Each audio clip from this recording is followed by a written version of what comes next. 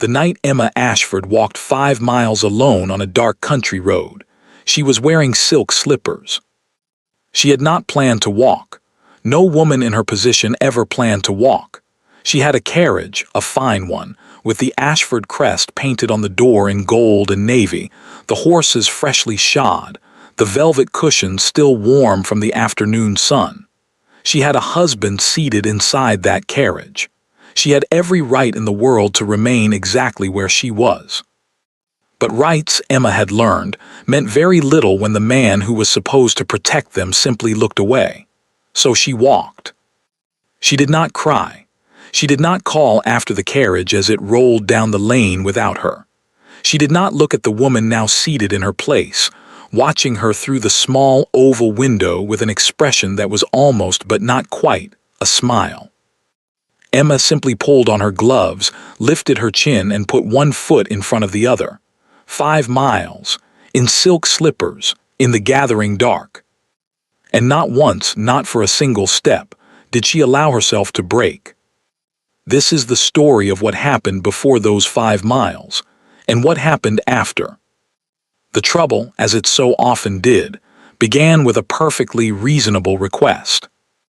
They had been traveling since morning, Emma and James, Duke of Ashford, bound for Harwick Manor where a cousin's engagement was to be celebrated over 3 days of dinners and dancing, and the particular kind of exhausting cheerfulness that only the English aristocracy could sustain for extended periods. The roads north of London were dry that September, the countryside gold and unhurried, and for the first hour Emma had almost allowed herself to believe it would be a pleasant journey. James had even spoken to her twice, once about the weather, once about the state of the North Road. She had counted it as progress. They stopped at Grantwell just past midday, a small market town with a respectable inn where the horses could be watered and the travelers could stretch their legs.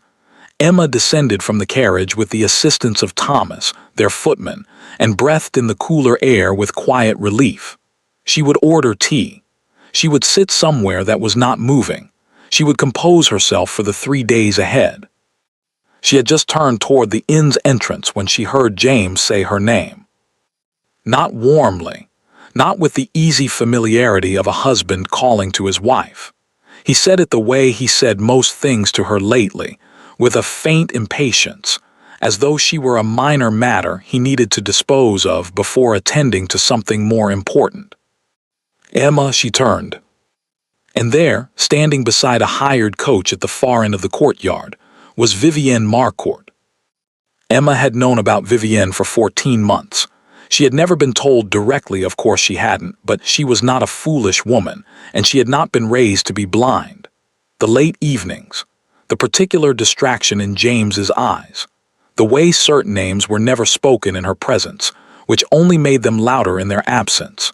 She had assembled the truth the way one assembles an unpleasant puzzle piece by piece in private without letting anyone see her hands shake. Vivienne was beautiful in the manner of women who have always known they were beautiful, effortlessly, dangerously, with a quality of ease that made other women feel they were working too hard simply by standing in the same room. She was dressed in deep green, her dark hair arranged in the current fashion, and she was looking at James with an expression of such delighted surprise that Emma knew, with absolute certainty, that nothing about this encounter had been left to chance. "Good heavens," Vivienne said, "what a remarkable coincidence." James crossed the courtyard in 12 steps. Emma counted them. She watched them speak. She could not hear the words, but she did not need to. She had become something of an expert in reading conversations she was not meant to witness. Vivienne touched James's sleeve once briefly. James laughed, a real laugh, the kind Emma had not heard from him in months. Then he turned and he looked at Emma, and his expression shifted into something she had no good word for. Not guilt. James, she had discovered, did not experience guilt so much as inconvenience. He walked back to her with his hands clasped behind him. "It seems Miss Marcourt has found herself in a rather difficult situation," he said. "Her hired coach has thrown a wheel.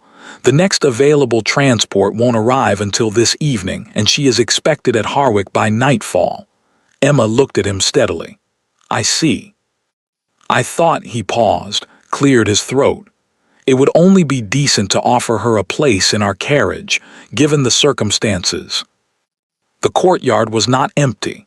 Thomas was standing 6 feet away, pretending to examine the horses with extraordinary focus. 2 maids from the inn had appeared at the doorway.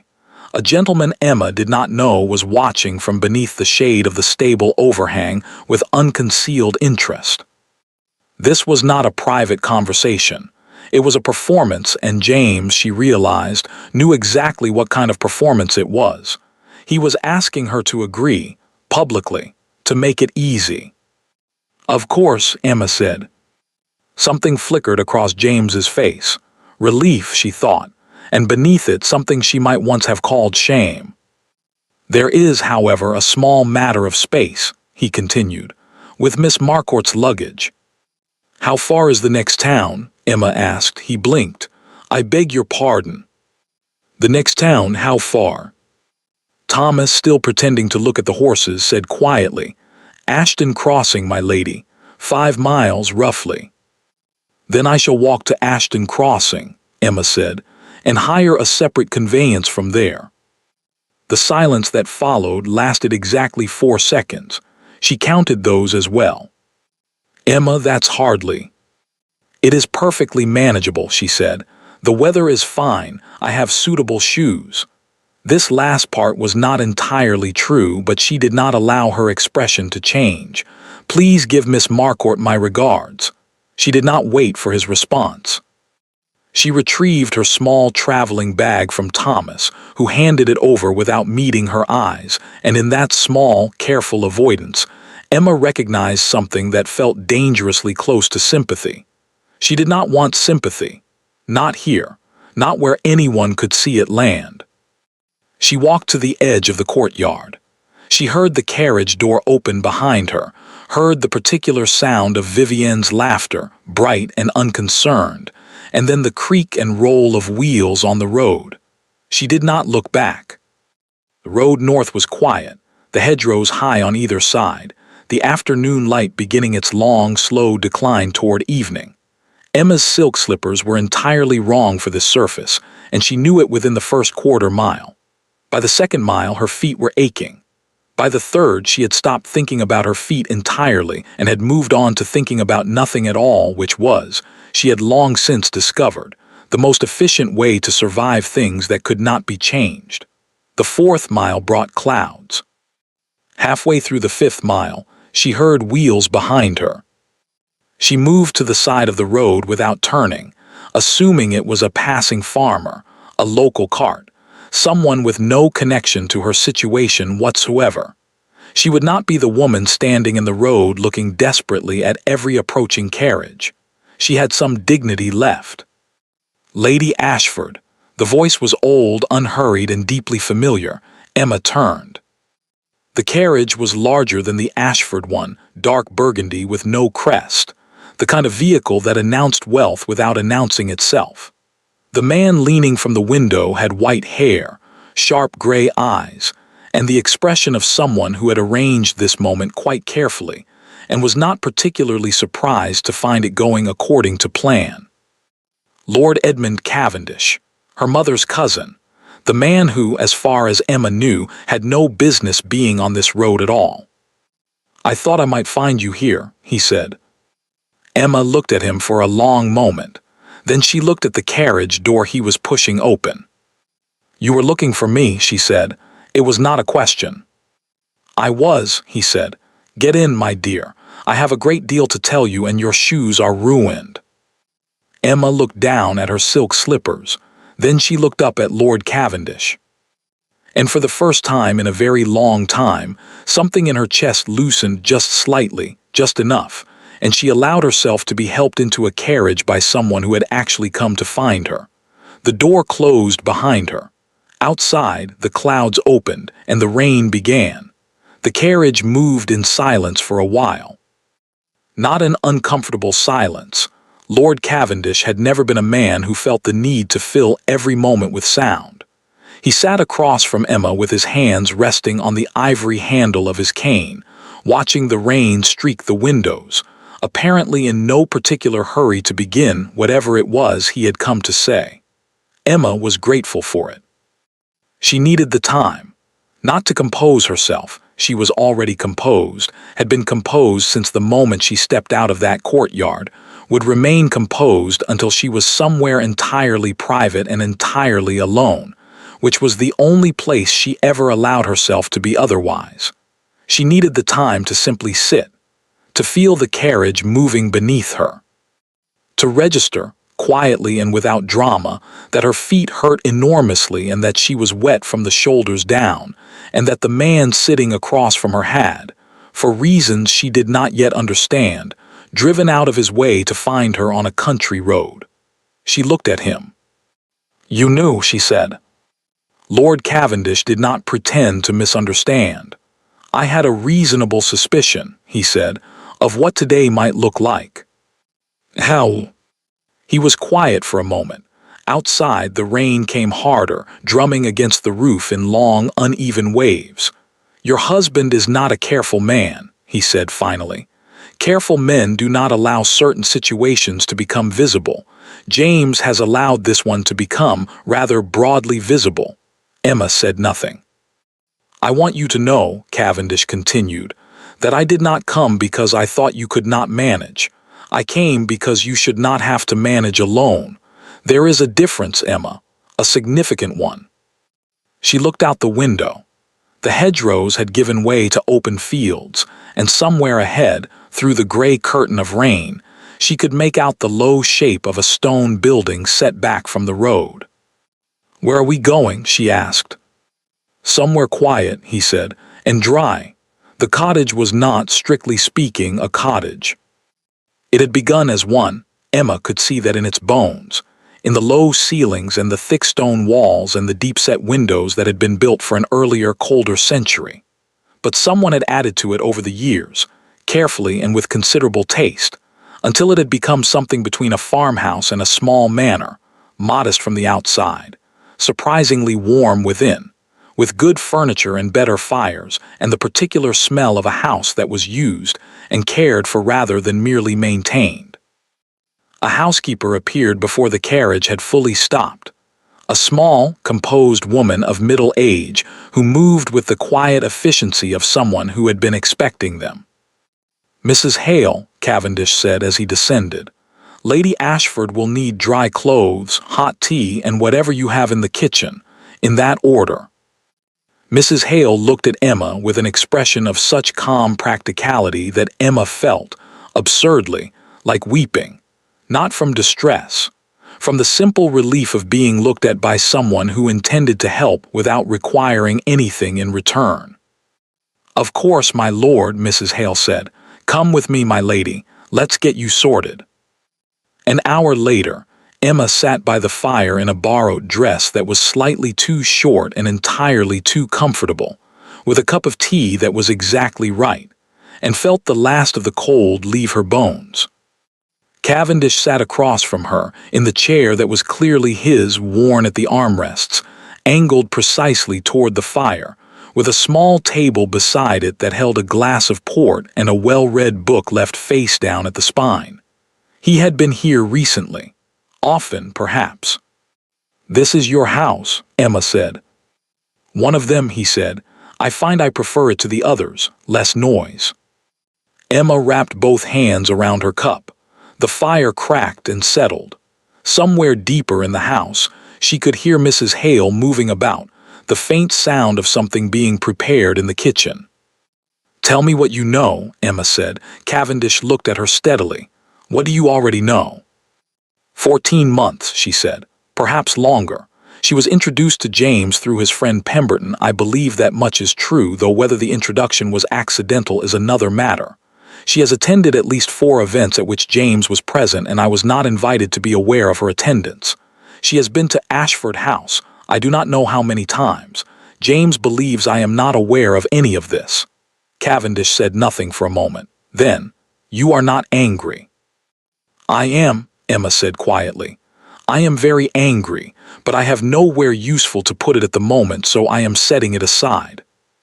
Something moved in the old man's expression, something that looked briefly like admiration. "Your mother," he said, "did exactly the same thing. It used to terrify people." Emma looked at him. Her mother had died when Emma was 11, a quiet, gradual death that had taken far too long and left far too little behind. She did not speak of her often. There was not much to say that didn't hurt. "You knew her well," Emma said. It was not a question either. She remembered Cavendish from childhood, a tall figure at the edge of family gatherings, always watching, always slightly separate. "Better than most," he said. He set down his port glass and reached into the inner pocket of his coat. "Which is why I have been carrying this for the past 3 years, waiting to decide what to do with it." He held out a letter. Emma looked at it. The paper was old, cream-colored, slightly foxed at the edges, folded in thirds. The handwriting on the outside was her mother's. She knew it immediately, the way you know a voice before you see the face, that particular slant, that particular economy of line. It was addressed to the Duke of Ashford, not James, James's father. Emma did not take it immediately. "What does it say?" "It says," Cavendish said carefully, "that your mother and the late Duke had an agreement. Not a romantic one, I want to be clear on that point. A different kind entirely." He paused. "Your mother's family owned something the Ashford estate needed very badly. Not land, not money. Something rarer and considerably more valuable to the right people." He let the letter rest on the arm of his chair. "She agreed to give it into the Ashford family's keeping on one condition." Emma waited.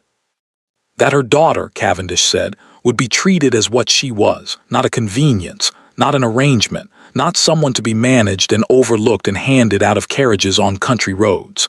His voice did not rise, it never rose, but something in it sharpened, the way the edge of a good knife sharpens, quietly and without ceremony. An Ashford wife, in full, with everything that entitled her to. The fire cracked. Rain ran down the windows. "James doesn't know," Emma said. "James was never told," Cavendish said. "His father died before he could be, and the solicitors who handled the original agreement were," he paused, "persuaded, I believe, to keep certain documents out of the official record."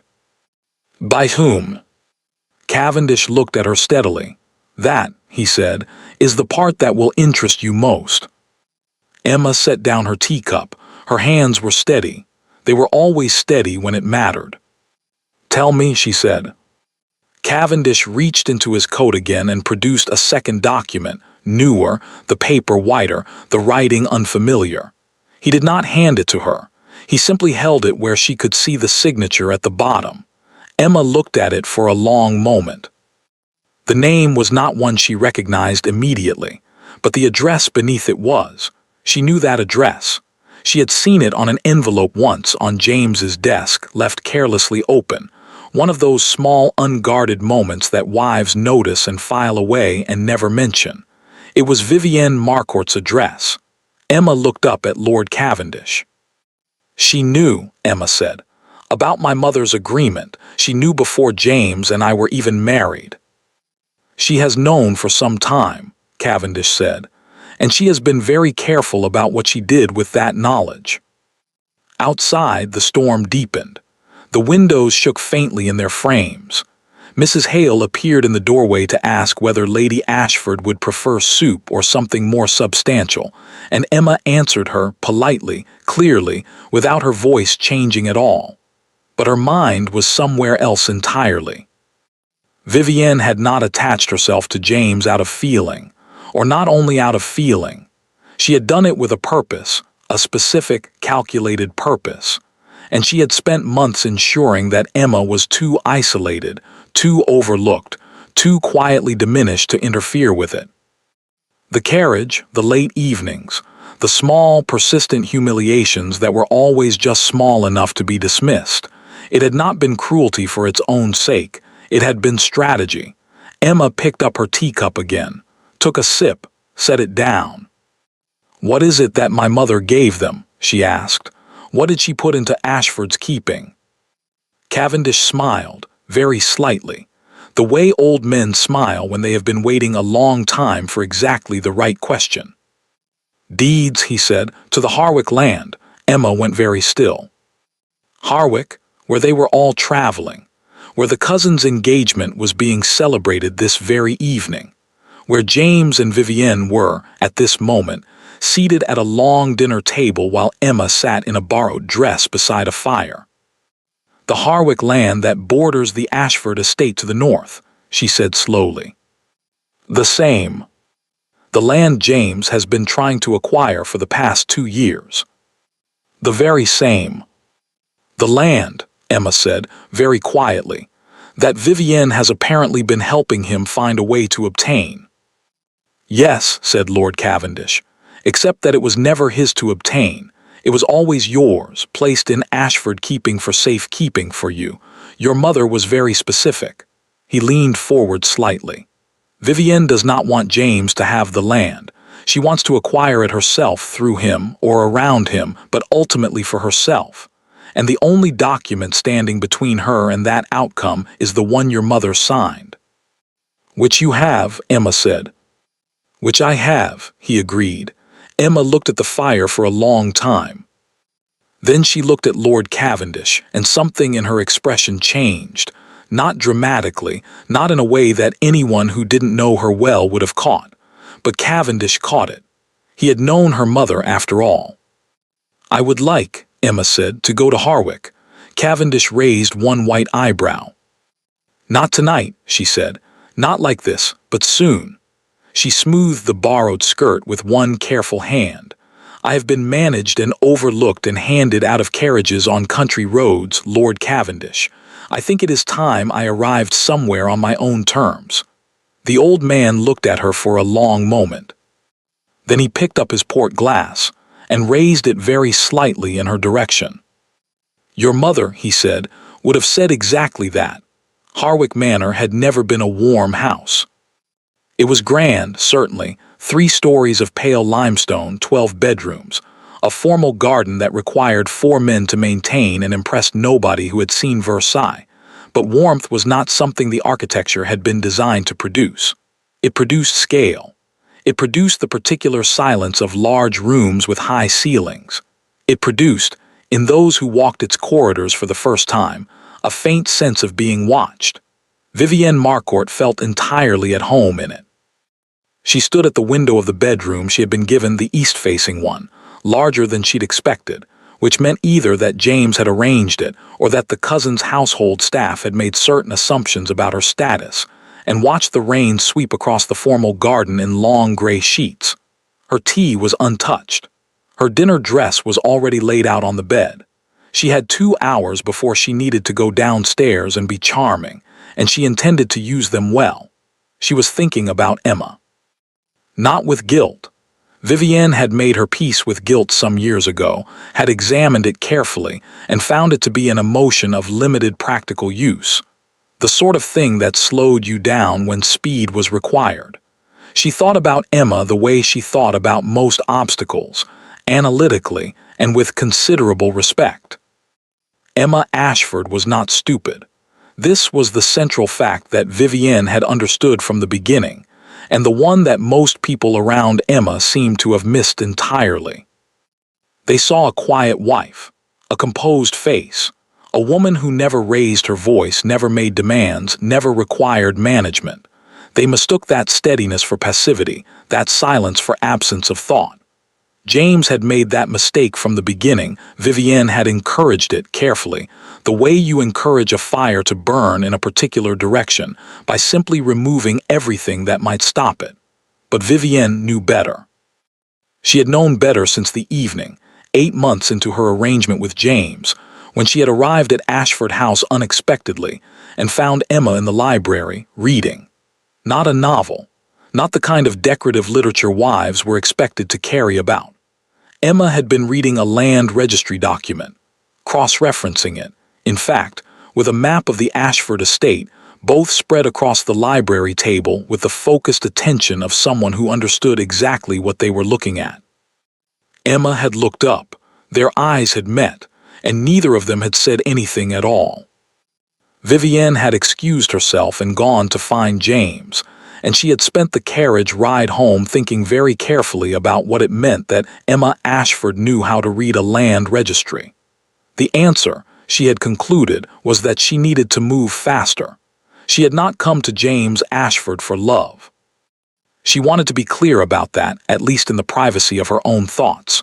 There were women who fell into these arrangements out of genuine attachment, genuine longing, and those women, Vivienne had observed, almost always suffered for it. Feeling made you dependent. Dependent made you careless.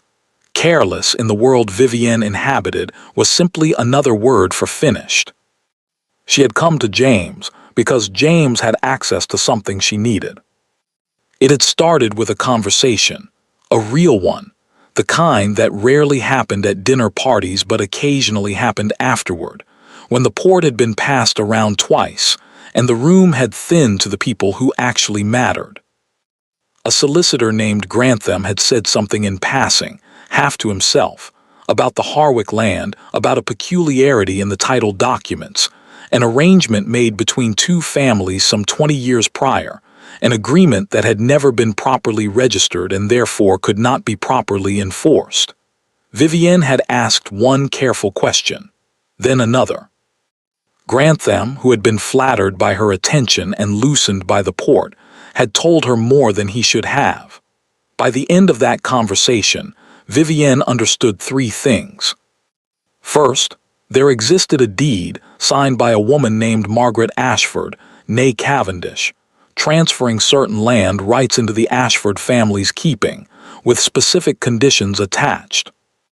Second, that deed had never been filed. The solicitor who should have filed it had instead buried it, paid. Grantham had implied with the particular imprecision of a man who did not want to be held to his words, by a party whose name he did not say aloud. Third, without that deed the land reverted, not to the Ashford estate, not to James, to whomever could establish the cleaner legal claim, and Vivienne, through a series of transactions she had been quietly arranging for the better part of 3 years, was very close to being that person. She needed only one thing more. She needed Emma Ashford to be somewhere else, somewhere peripheral, somewhere that made her easy to overlook when the legal proceedings began, so that nobody thought to ask whether the late Duchess's agreement might complicate matters. James had been easy to shape. That was not cruelty, it was observation. James was a man who wanted to be comfortable, who wanted his choices validated, who wanted the people around him to behave in a manner that did not require him to examine himself too closely. Vivienne had simply made herself into the person who provided all of that. The right word at the right moment. The right hesitation before mentioning Emma's name, just enough to plant the impression of a difficult woman without ever saying anything that could be directly cited. The right expression when James described his wife's reserve, his wife's silences, his wife's apparent indifference. She doesn't seem unhappy, Vivienne had said once, carefully, but she doesn't seem entirely present either, does she? As though she's always thinking about something else. James had been quiet for a moment, then he had changed the subject. But the seed had been planted, and Vivienne had learned a long time ago that seeds planted in fertile ground did not require much attention. The afternoon had gone well, better than well. The carriage moment had been impulsive, she would admit that. She had not planned to be in Grantwell. Her own hired coach genuinely had thrown a wheel, which she had taken as the kind of coincidence that occasionally offered opportunity to those alert enough to recognize it. She had not expected James to actually ask Emma to give up the carriage. She had expected him to hesitate, to find some other solution, to be, as he so often was, just barely too decent to do the worst thing available. But he had done it, he had actually done it, and Emma had gotten out. Vivienne turned from the window. She was not proud of the feeling that had moved through her when she watched Emma cross that courtyard, that small, warm flicker of satisfaction. She was not proud of it, but she did not pretend it wasn't there. She had spent 2 years carefully constructing a situation, and today that situation had produced exactly the image she needed. The Duchess of Ashford, walking away from her husband's carriage, alone in the rain, while Vivienne sat in her place. Society had a long memory for images like that. She crossed to the writing desk in the corner of the room, sat, and drew out a sheet of paper. There was a letter she needed to send, to grant them. The timing mattered now. The legal proceedings needed to begin before Emma recovered herself, before she found allies, before she thought to look too closely at documents that might tell her things Vivienne did not want her to know. She dipped the pen. She wrote quickly, precisely. In the small, clear hand she had developed specifically for correspondence she did not want misread. The matter we discussed should proceed at your earliest convenience. The complicating factor has been removed from the immediate situation. I do not anticipate obstruction. She sanded the letter, folded it, sealed it. Set it on the corner of the desk where her maid would find it.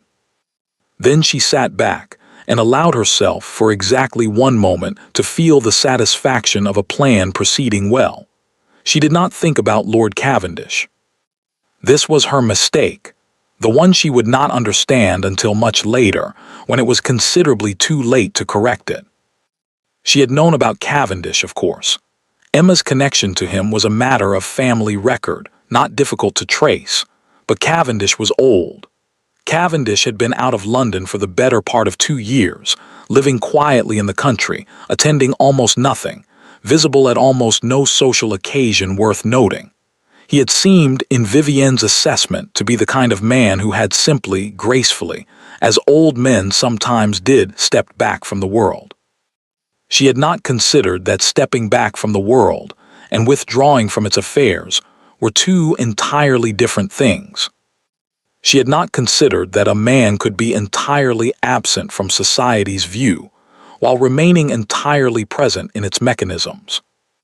She had not considered that Lord Edmund Cavendish, who had known Emma's mother since childhood, who had watched Emma grow up, who had spent 2 years in apparent retirement doing something Vivienne had never thought to investigate, might have spent those 2 years investigating her. She sealed the letter and rang for her maid. Downstairs, the first dinner bell sounded. Vivienne rose, smoothed her skirts, and went to the mirror. She examined her reflection with the practiced objectivity of a woman who had always understood her appearance as a tool, useful, well-maintained, deployed with intention. She looked well. She felt well.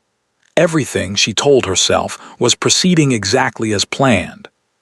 40 miles south, in a cottage that smelled of wood smoke and old paper, Lord Edmund Cavendish was reading a document he had spent 2 years and considerable personal expense obtaining. Emma sat across from him, still in the borrowed dress, her feet tucked beneath her in a manner no duchess was supposed to sit, her third cup of tea growing cold at her elbow. She had been reading for an hour. She did not rush. When she finally looked up, her expression was very still and very clear. The expression, Cavendish had always thought, of someone who has just had a large and complicated thing confirmed rather than revealed. As though she had already suspected the shape of it, and was now simply seeing it in full for the first time. She forged a letter, Emma said, from me. Yes, to James's solicitor, suggesting that I had agreed in writing to release any personal claim to the Harwick proceedings. Yes, before I could have known there were any Harwick proceedings to release a claim to. Yes, Emma set the document down, smoothed it once precisely with her palm. That, she said, was a mistake. Cavendish looked at her. Not a moral mistake, Emma clarified.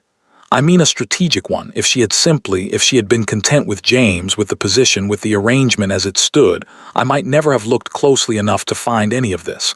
I was managing. I am good at managing. She paused. But she needed me gone. Genuinely gone, not just overlooked, but legally removed. And to do that she had to put my name on a document. She looked at Cavendish with an expression of almost academic interest. My name in my absence, on a document I never signed. Which means, Cavendish said, that the document can be disproven. Which means, Emma said, that the document can be disproven. The fire had burned low. Cavendish reached out and added another log without getting up. He had developed the particular skill of fireplace management that comes from years of preferring to do things oneself. "There is a clerk," he said, "in the solicitor's office, a young man named Dowell who was present when the document was brought in. He was not comfortable with what he witnessed, and he has been, I believe the correct word is conflicted, for some months now." Emma looked at him steadily. "You've spoken with him?" "I have had certain conversations," Cavendish said, in the tone of a man who had been having certain conversations his entire life and found them generally productive. And Mr. Dowell is prepared, under the right circumstances, to confirm that the letter was not delivered in the manner consistent with genuine correspondence from the Duchess of Ashford. It was hand-delivered, by a woman he did not recognize, who paid him to accept it without logging the receipt. The room was very quiet.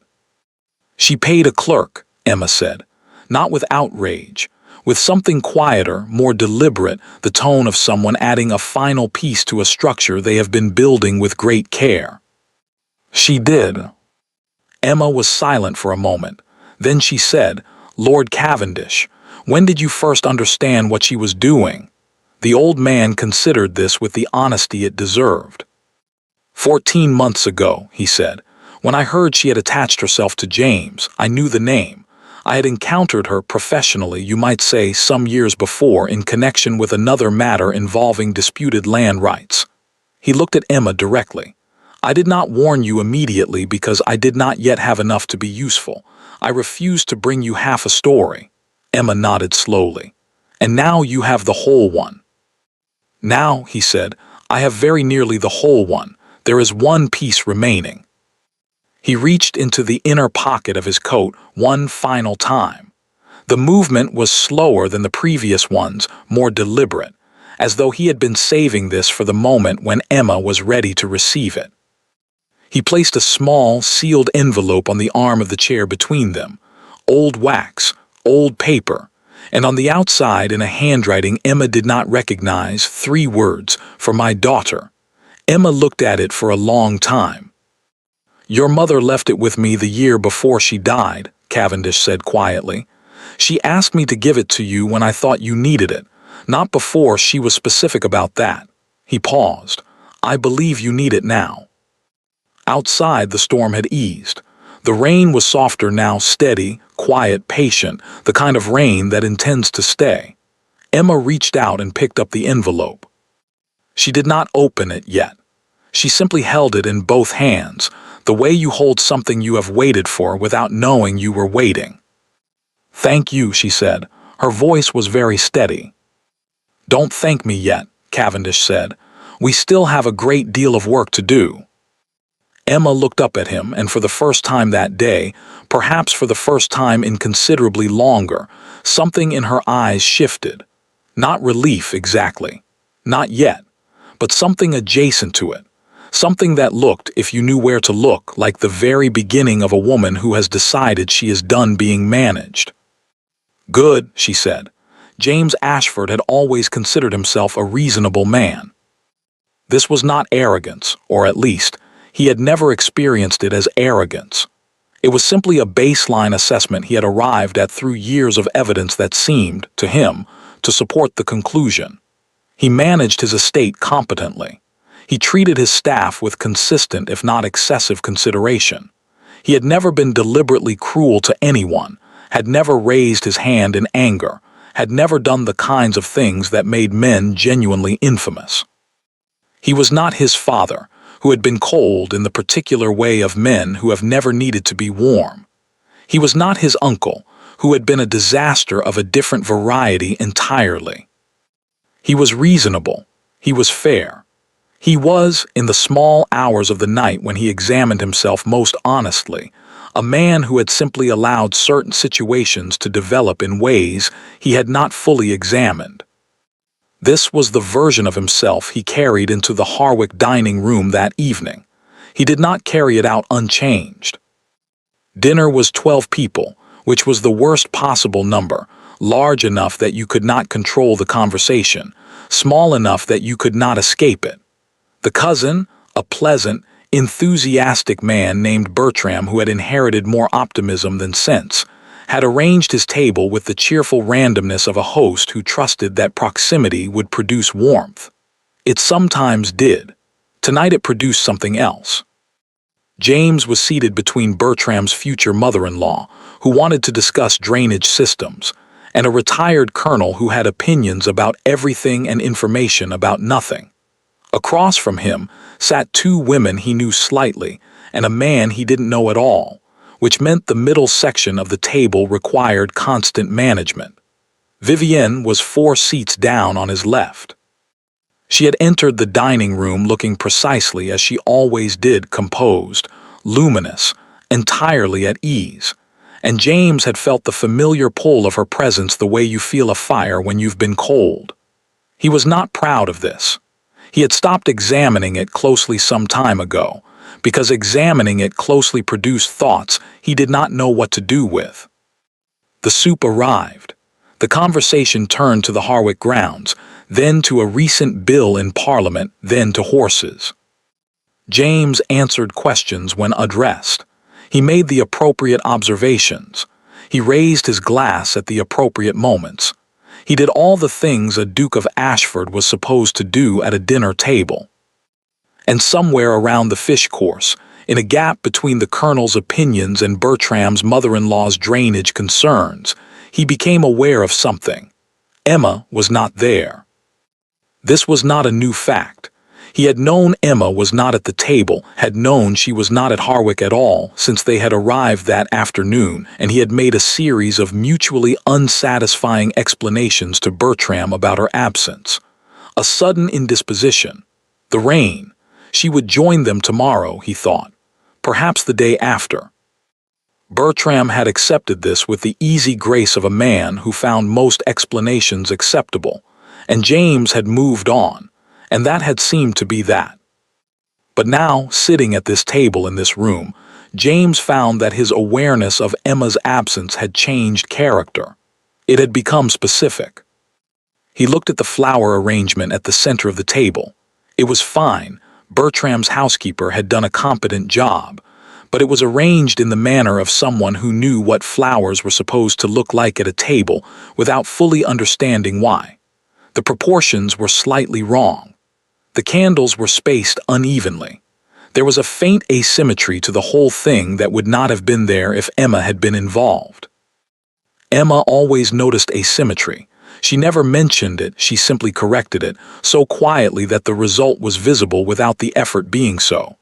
James had spent years eating at tables Emma had arranged without once thinking about the fact that they had been arranged at all. He thought about it now. The Colonel said something. James responded. The fish plates were removed. He thought about Ashford House. He thought about the way it ran, not perfectly. Nothing ran perfectly, but smoothly, with the particular lack of friction that came from everything being anticipated before it became a problem. The household accounts, which James never needed to examine because they were always in order. The staff, who seemed to require almost no management because they had apparently been managed already. The visitors who arrived and found themselves comfortable without being able to say exactly why. The fires that were always the right temperature. The correspondence that was always answered.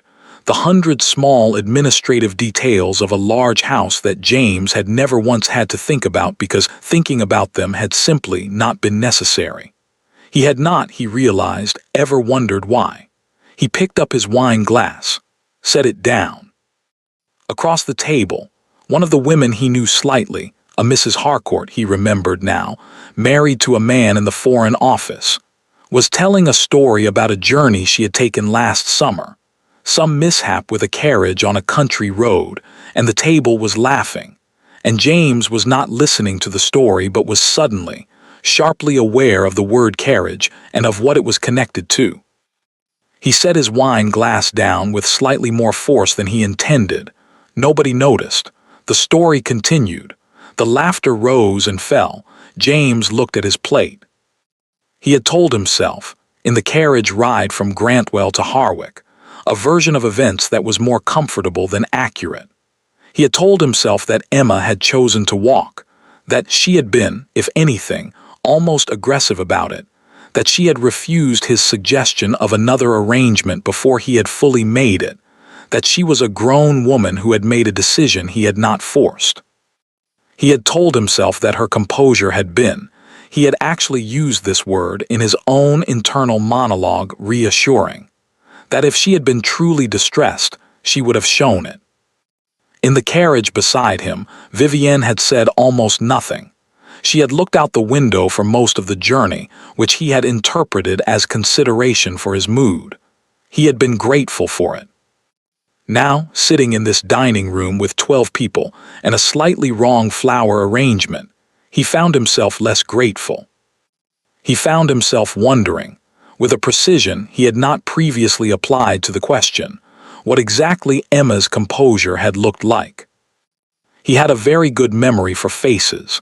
It was one of the few things his father had trained him in, the reading of expressions in rooms where expressions mattered. And Emma's face in that courtyard had been still, very still. Not the stillness of someone who didn't care, not the stillness of someone who was fine, the stillness of someone who was expending considerable energy on the production of stillness. He had seen that face before. He had simply never thought about what it meant. The meat course arrived. James ate without tasting it.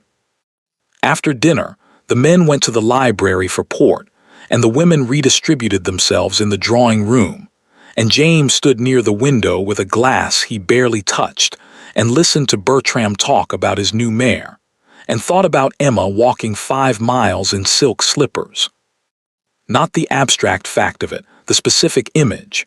The road north of Grantwell was not a comfortable road, he knew it. He had traveled it a dozen times. It would have been muddy in parts and rough in others and entirely without shelter for the last 2 miles before Ashton Crossing. The rain had started before he reached Harwick himself. He had watched it begin from the carriage window. Emma had been on that road in the rain, in silk slippers. He put his port glass down on the nearest available surface and pressed 2 fingers briefly to his forehead, a gesture so small that no one in the room would have noticed it, but which represented for James, who was not given to visible distress, something considerable. "Everything all right, Ashford?" Bertram asked. "Perfectly," James said. Bertram studied him for a moment with the kind of straightforward concern that was his dominant quality. Emma not coming then, Margaret was asking. "She'll be here tomorrow," James said. This was not something he actually knew.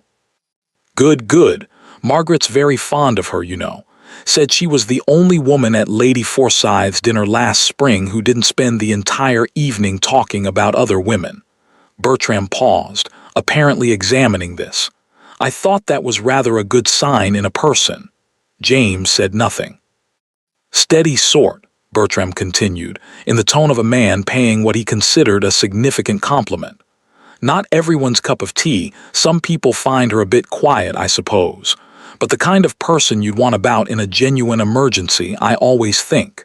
The kind who doesn't," he waved his port glass vaguely, "fall apart." James looked at him. "No," he said, "she doesn't fall apart." He excused himself shortly afterward. "A headache," he said, "the journey." Bertram accepted this with the same easy grace he accepted everything.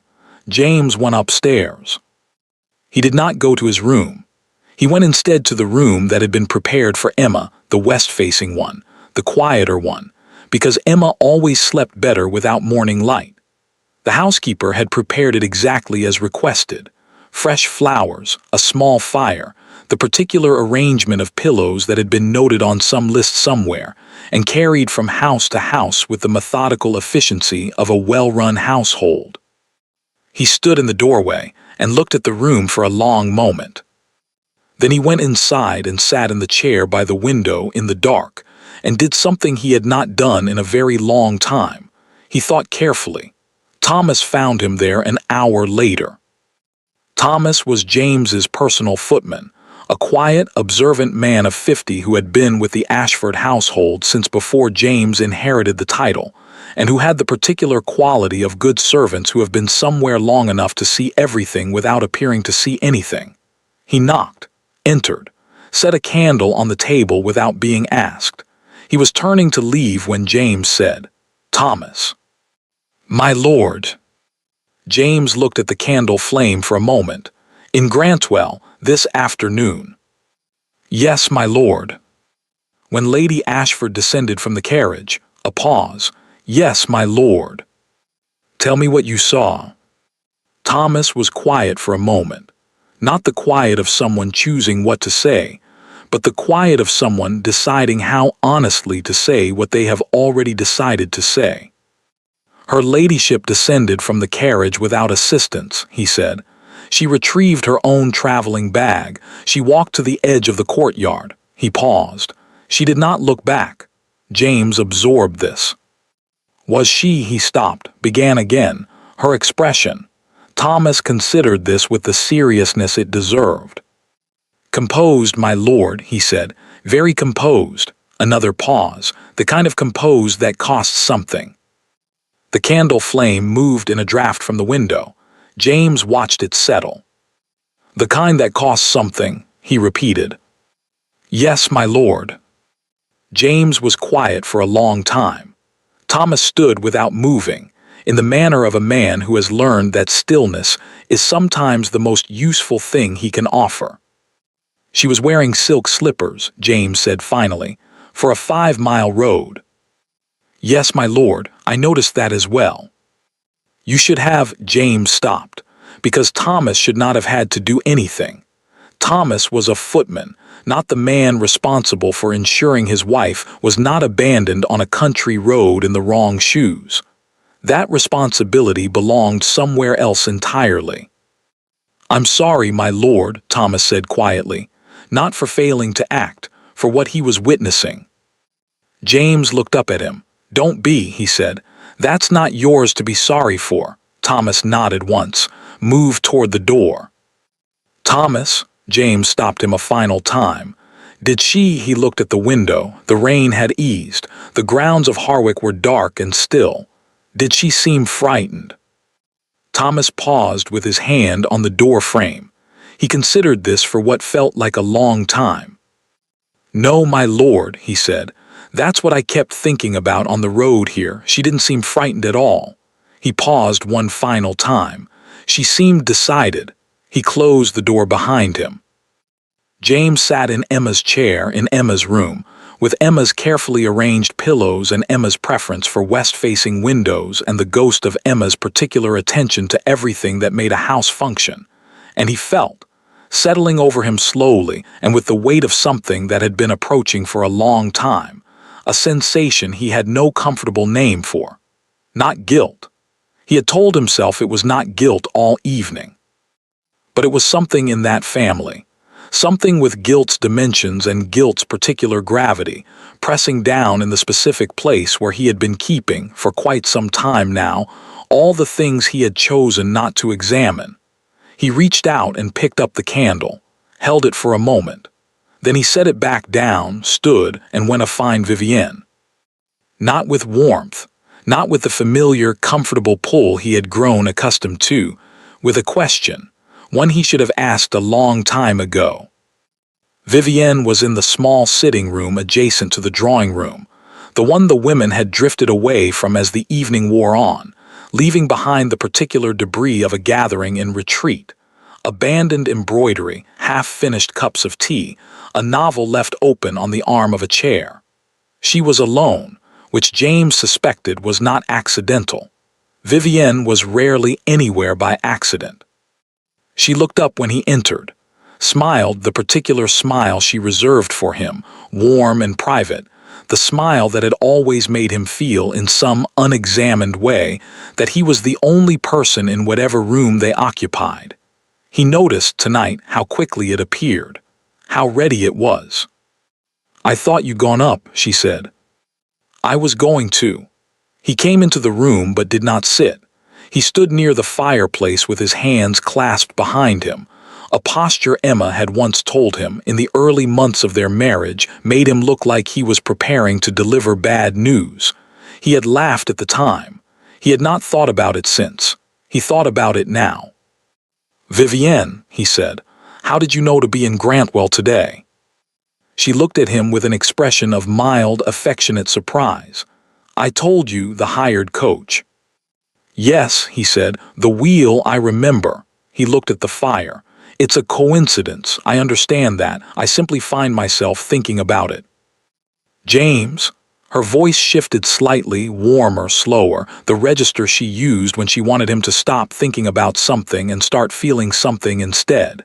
He recognized it now with a clarity that was not comfortable. "You're tired. The journey was long. Come sit down." "My wife walked 5 miles in the rain," he said. The room was very quiet. "James."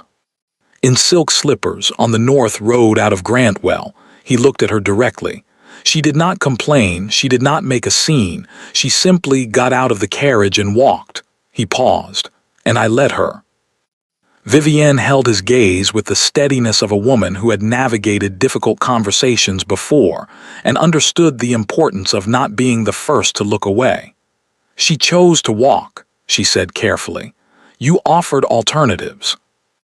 "Did I?" He thought about this with genuine uncertainty. "I'm not sure I did. I'm not sure I offered anything at all, actually. I told her the situation and she resolved it before I had to." "That is what Emma does," Vivienne said, with a gentleness that was perfectly calibrated. "She manages. She is very good at managing. It doesn't mean."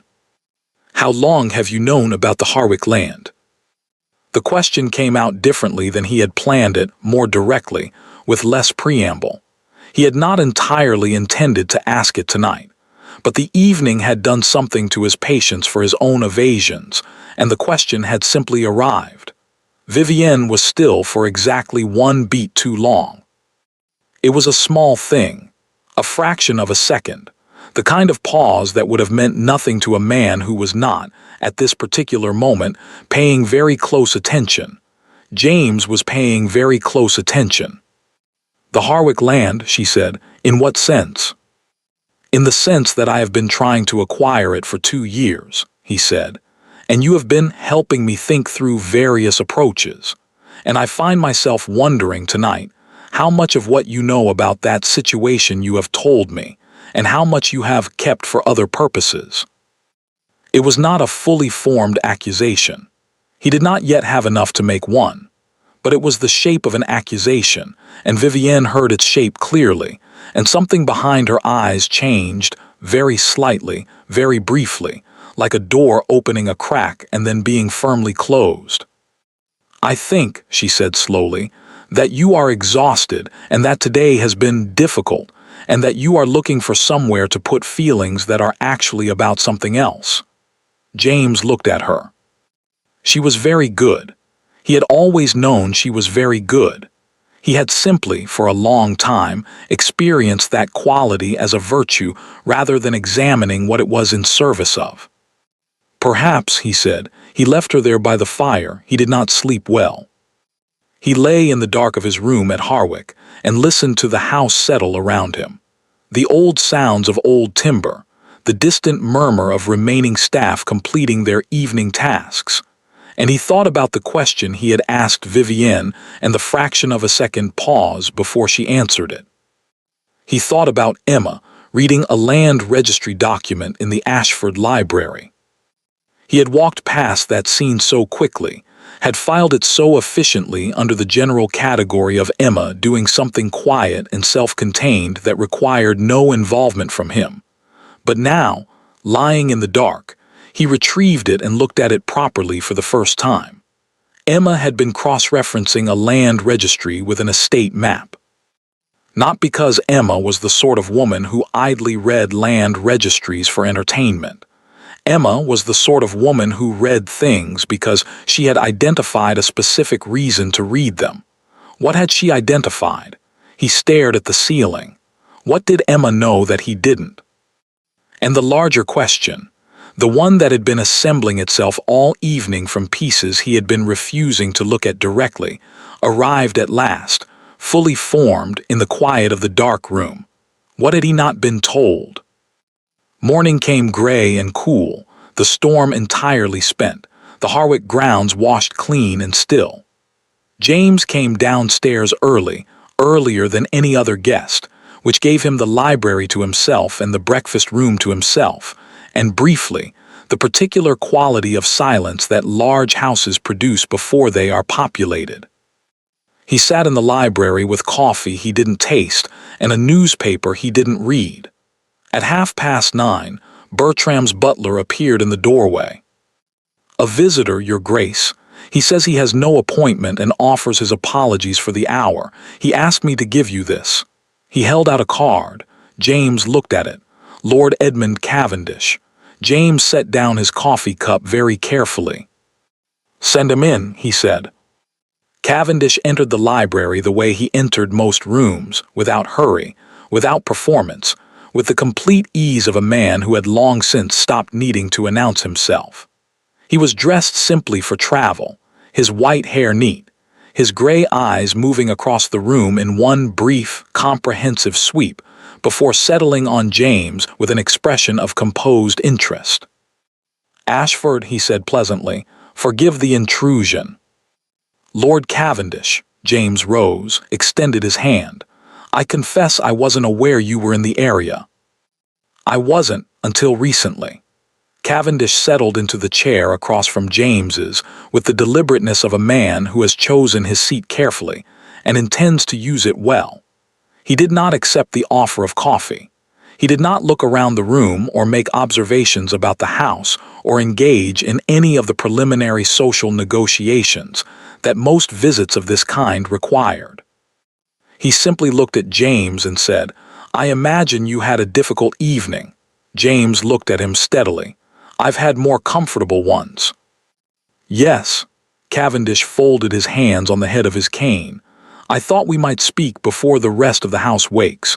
What I have to say is better said without an audience." "Then say it." Cavendish regarded him for a moment, not unkindly, but with the frank assessment of a man who has decided that kindness and directness are not mutually exclusive, and sees no reason to sacrifice the latter for the appearance of the former. "Your wife," he said, "walked 5 miles on a broken road in unsuitable shoes because you gave her seat to your mistress in front of your footman, 2 in maids, and a gentleman I have since identified as a correspondent for the Morning Chronicle." James said nothing. "By Thursday," Cavendish continued in the same level tone, "that story will have traveled to every drawing room in London, not as scandal, as a particular kind of story that women tell each other and remember for a long time." He paused. "I am not telling you this to cause you distress. I am telling you because you should know the full dimensions of what yesterday produced." "Where is Emma?" James asked. "Safe, comfortable, in better spirits than you perhaps deserve, though she has always been more generous in that regard than the situation warranted." Cavendish looked at him with something that was not quite sympathy and not quite its absence. "She is not, if that is your concern, destroyed. Emma is not easily destroyed, but she has been, for some time now, asked to absorb a great deal, and yesterday was not a small addition to that weight." James looked at the window. The grounds of Harwick were beginning to take on color as the morning light strengthened, the wet grass very green, the gravel paths dark with last night's rain. "You came here for a reason," he said, "beyond informing me of consequences I'm already aware of." "I did." Cavendish reached into his coat and produced a document. He did not hand it across immediately. He held it with the deliberateness of a man who understands that a document placed on a table changes the nature of a conversation permanently and wants to ensure the conversation is ready for that change. "What do you know about the arrangement between your father and Margaret Cavendish, Emma's mother?" James frowned. "Margaret Cavendish married a man named Holt, Emma's father." "Yes, but before that marriage and during it, Margaret maintained a separate legal identity in certain matters of property. Her family, my family, were careful about that. Cavendish paused. What did your father tell you about the Harwick land, when he first discussed the northern boundaries of the estate? He said the title was complicated, James said slowly, that there had been an arrangement with a neighboring family that hadn't been fully resolved. He intended to address it but died before he could. He paused. I inherited the complication along with everything else. Did he tell you what the arrangement involved? No. Did he tell you who the neighboring family was? No. Cavendish nodded slowly, as though this confirmed something he had expected. He placed the document on the table between them. The neighboring family, he said, was the Cavendishes, and the arrangement, he tapped the document once lightly, was this. James reached out and picked it up. He read it carefully. He was not a fast reader in the way that some men were fast readers. He had learned early that speed in reading, like speed in most things, produced a quantity of comprehension that was not always the same as quality. He read each clause, each condition, each precise, careful phrase that Margaret Cavendish, Emma's mother, had negotiated with his father 23 years ago. When he finished, he set it down. He did not speak immediately. The Harwick land, he said, the portion I've been trying to acquire, the northern section, was placed in Ashford keeping for Emma, Cavendish said. Not for the Ashford estate, for Emma specifically. Your father agreed to hold it in trust to be transferred to her upon her marriage to you, which Margaret had arranged, in outline if not in detail, before Emma was old enough to have opinions on the matter. He paused. The transfer was never completed. Your father died. The solicitors who knew the full terms of the arrangement were redirected. James looked up sharply. Redirected. Someone ensured that the relevant documents did not enter the official estate record. Someone who understood the value of the land and had a specific interest in its availability. Cavendish looked at him with the steady patience of a man delivering news to someone who is not yet ready to receive all of it at once. Someone who has been in a position, for the past 2 years, to shape your understanding of the Harwick situation. The library was very quiet. James heard the house beginning to wake above him, footsteps, distant voices, the sounds of a morning beginning its ordinary progress. He heard all of it from a great distance, as though the room he was sitting in had moved slightly outside the normal flow of events. You're telling me, he said, that Vivienne knew about this arrangement. I am telling you that Vivienne has known about this arrangement for longer than she has known you, Cavendish said. I am telling you that her interest in your acquaintance was not primarily personal. I am telling you that the assistance she has offered you in navigating the Harwick question has been designed, from the beginning, to navigate it in a direction favorable to her own legal claim, which she has been quietly constructing, through a series of property transactions, for the better part of 3 years.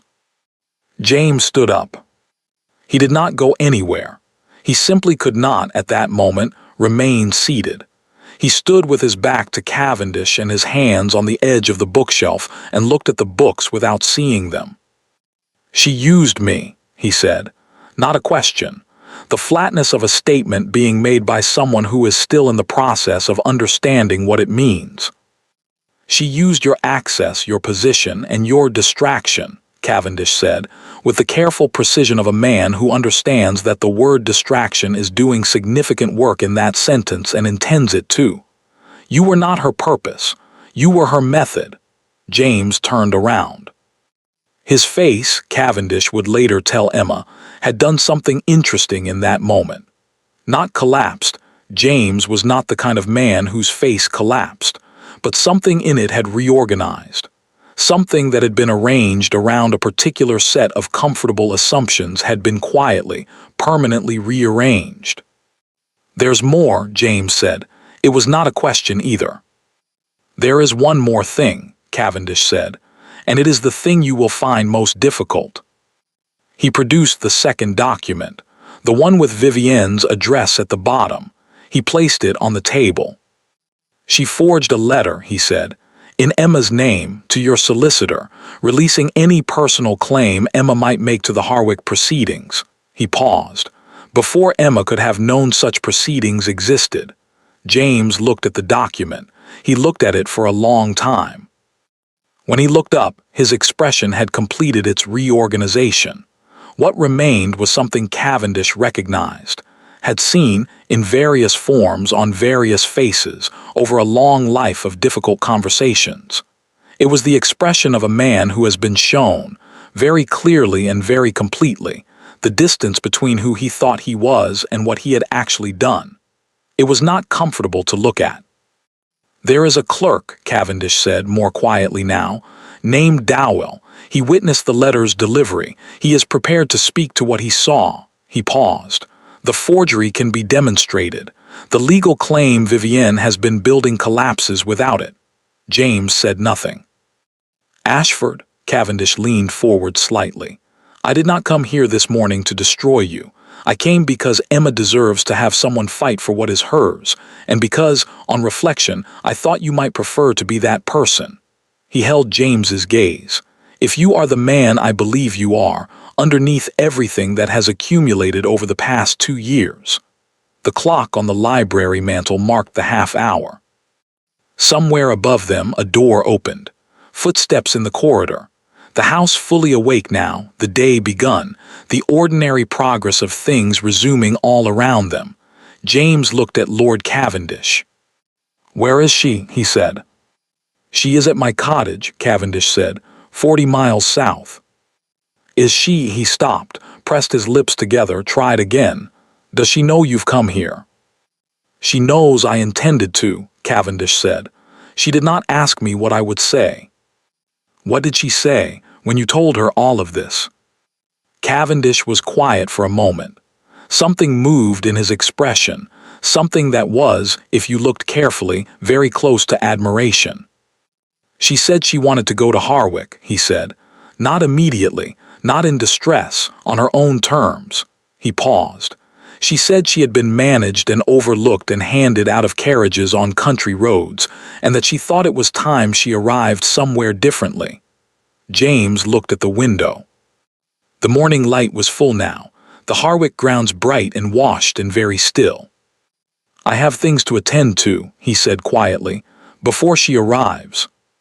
Cavendish rose from his chair, picked up his cane, moved toward the door with the unhurried deliberateness of a man whose work in this room is complete.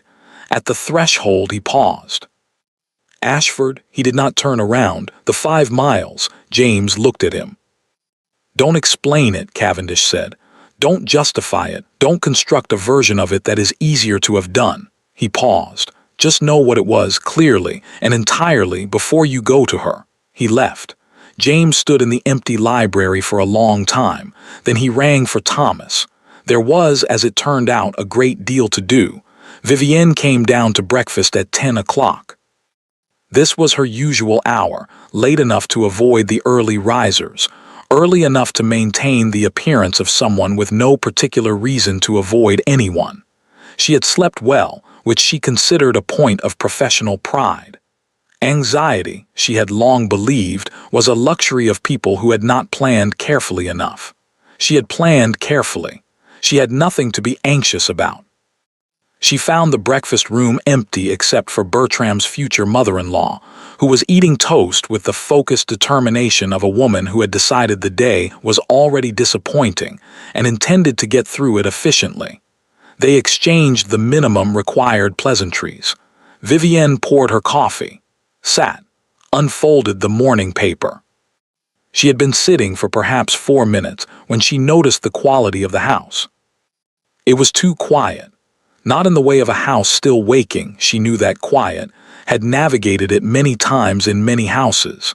This was the quiet of a house where something had already happened, where the staff had rearranged themselves around a new fact and were being very careful not to let it show.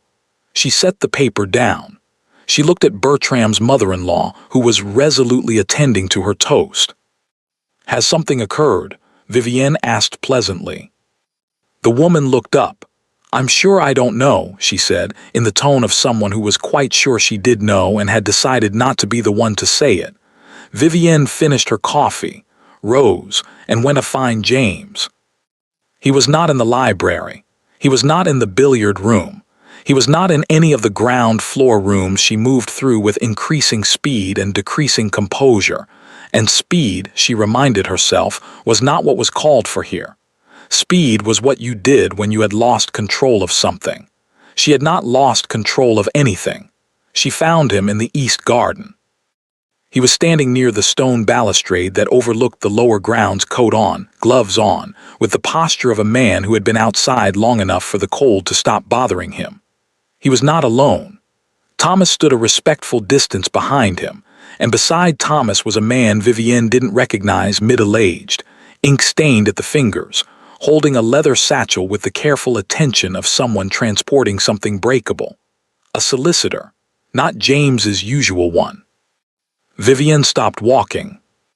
She stood on the garden path, 6 feet from the balustrade, and looked at the solicitor's satchel, and understood, in the particular way that very intelligent people understand things they have tried very hard not to, that the morning had already moved past the point where she could redirect it. James turned. He looked at her with an expression she had not seen before. Not cold, James was rarely cold, it wasn't his nature, but stripped of the particular warmth she had spent 2 years cultivating in him, the easy comfort, the willingness to not look too closely at things. What remained underneath was something quieter and considerably less manageable. "Vivienne," he said.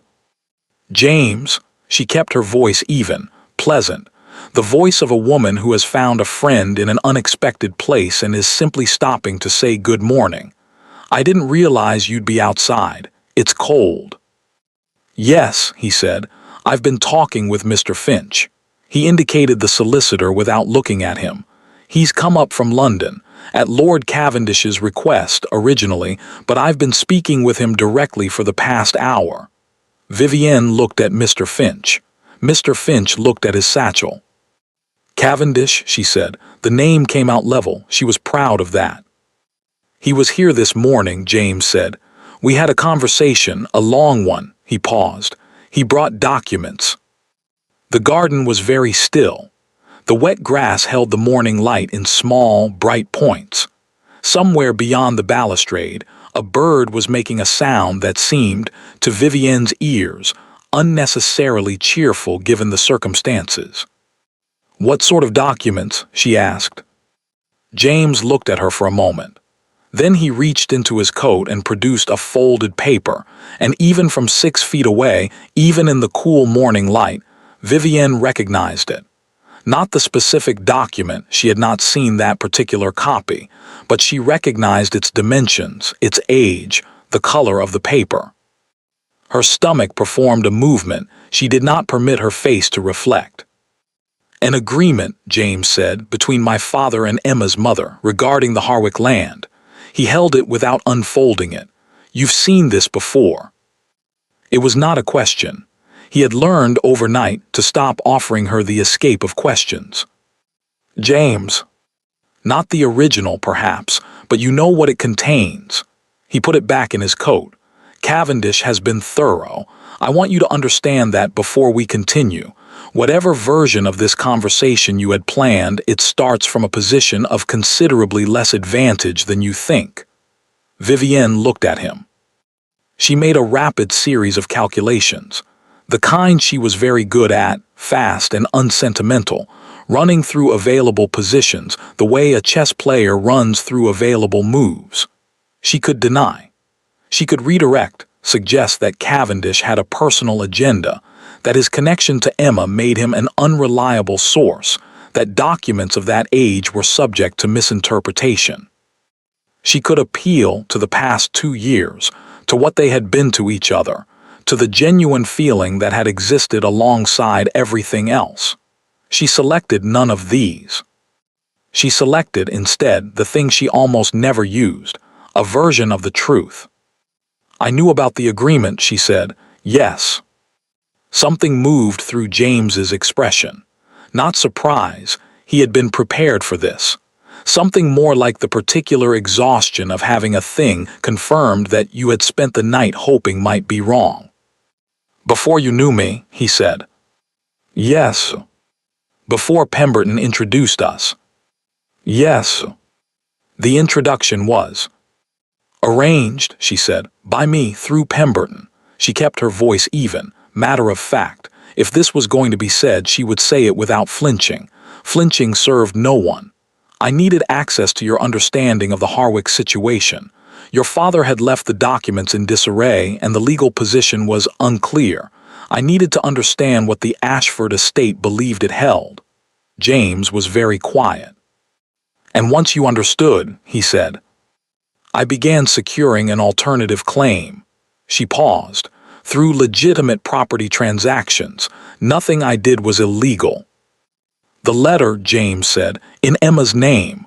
The garden was very still. Vivienne held his gaze. That, she said carefully, was a separate matter. Was it? Not a question. The flatness of a man who has run out of patience for constructions that separate things that are not actually separate. The letter was a precaution. Emma had been looking at the land registry.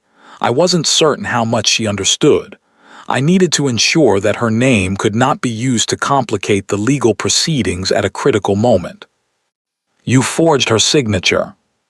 I drafted a document that. You forged her signature. The repetition was quiet and entirely final. On a legal document, to remove her right to property that was specifically left to her by her mother. Vivienne said nothing. There is a clerk, James said, named Dowell. And there it was.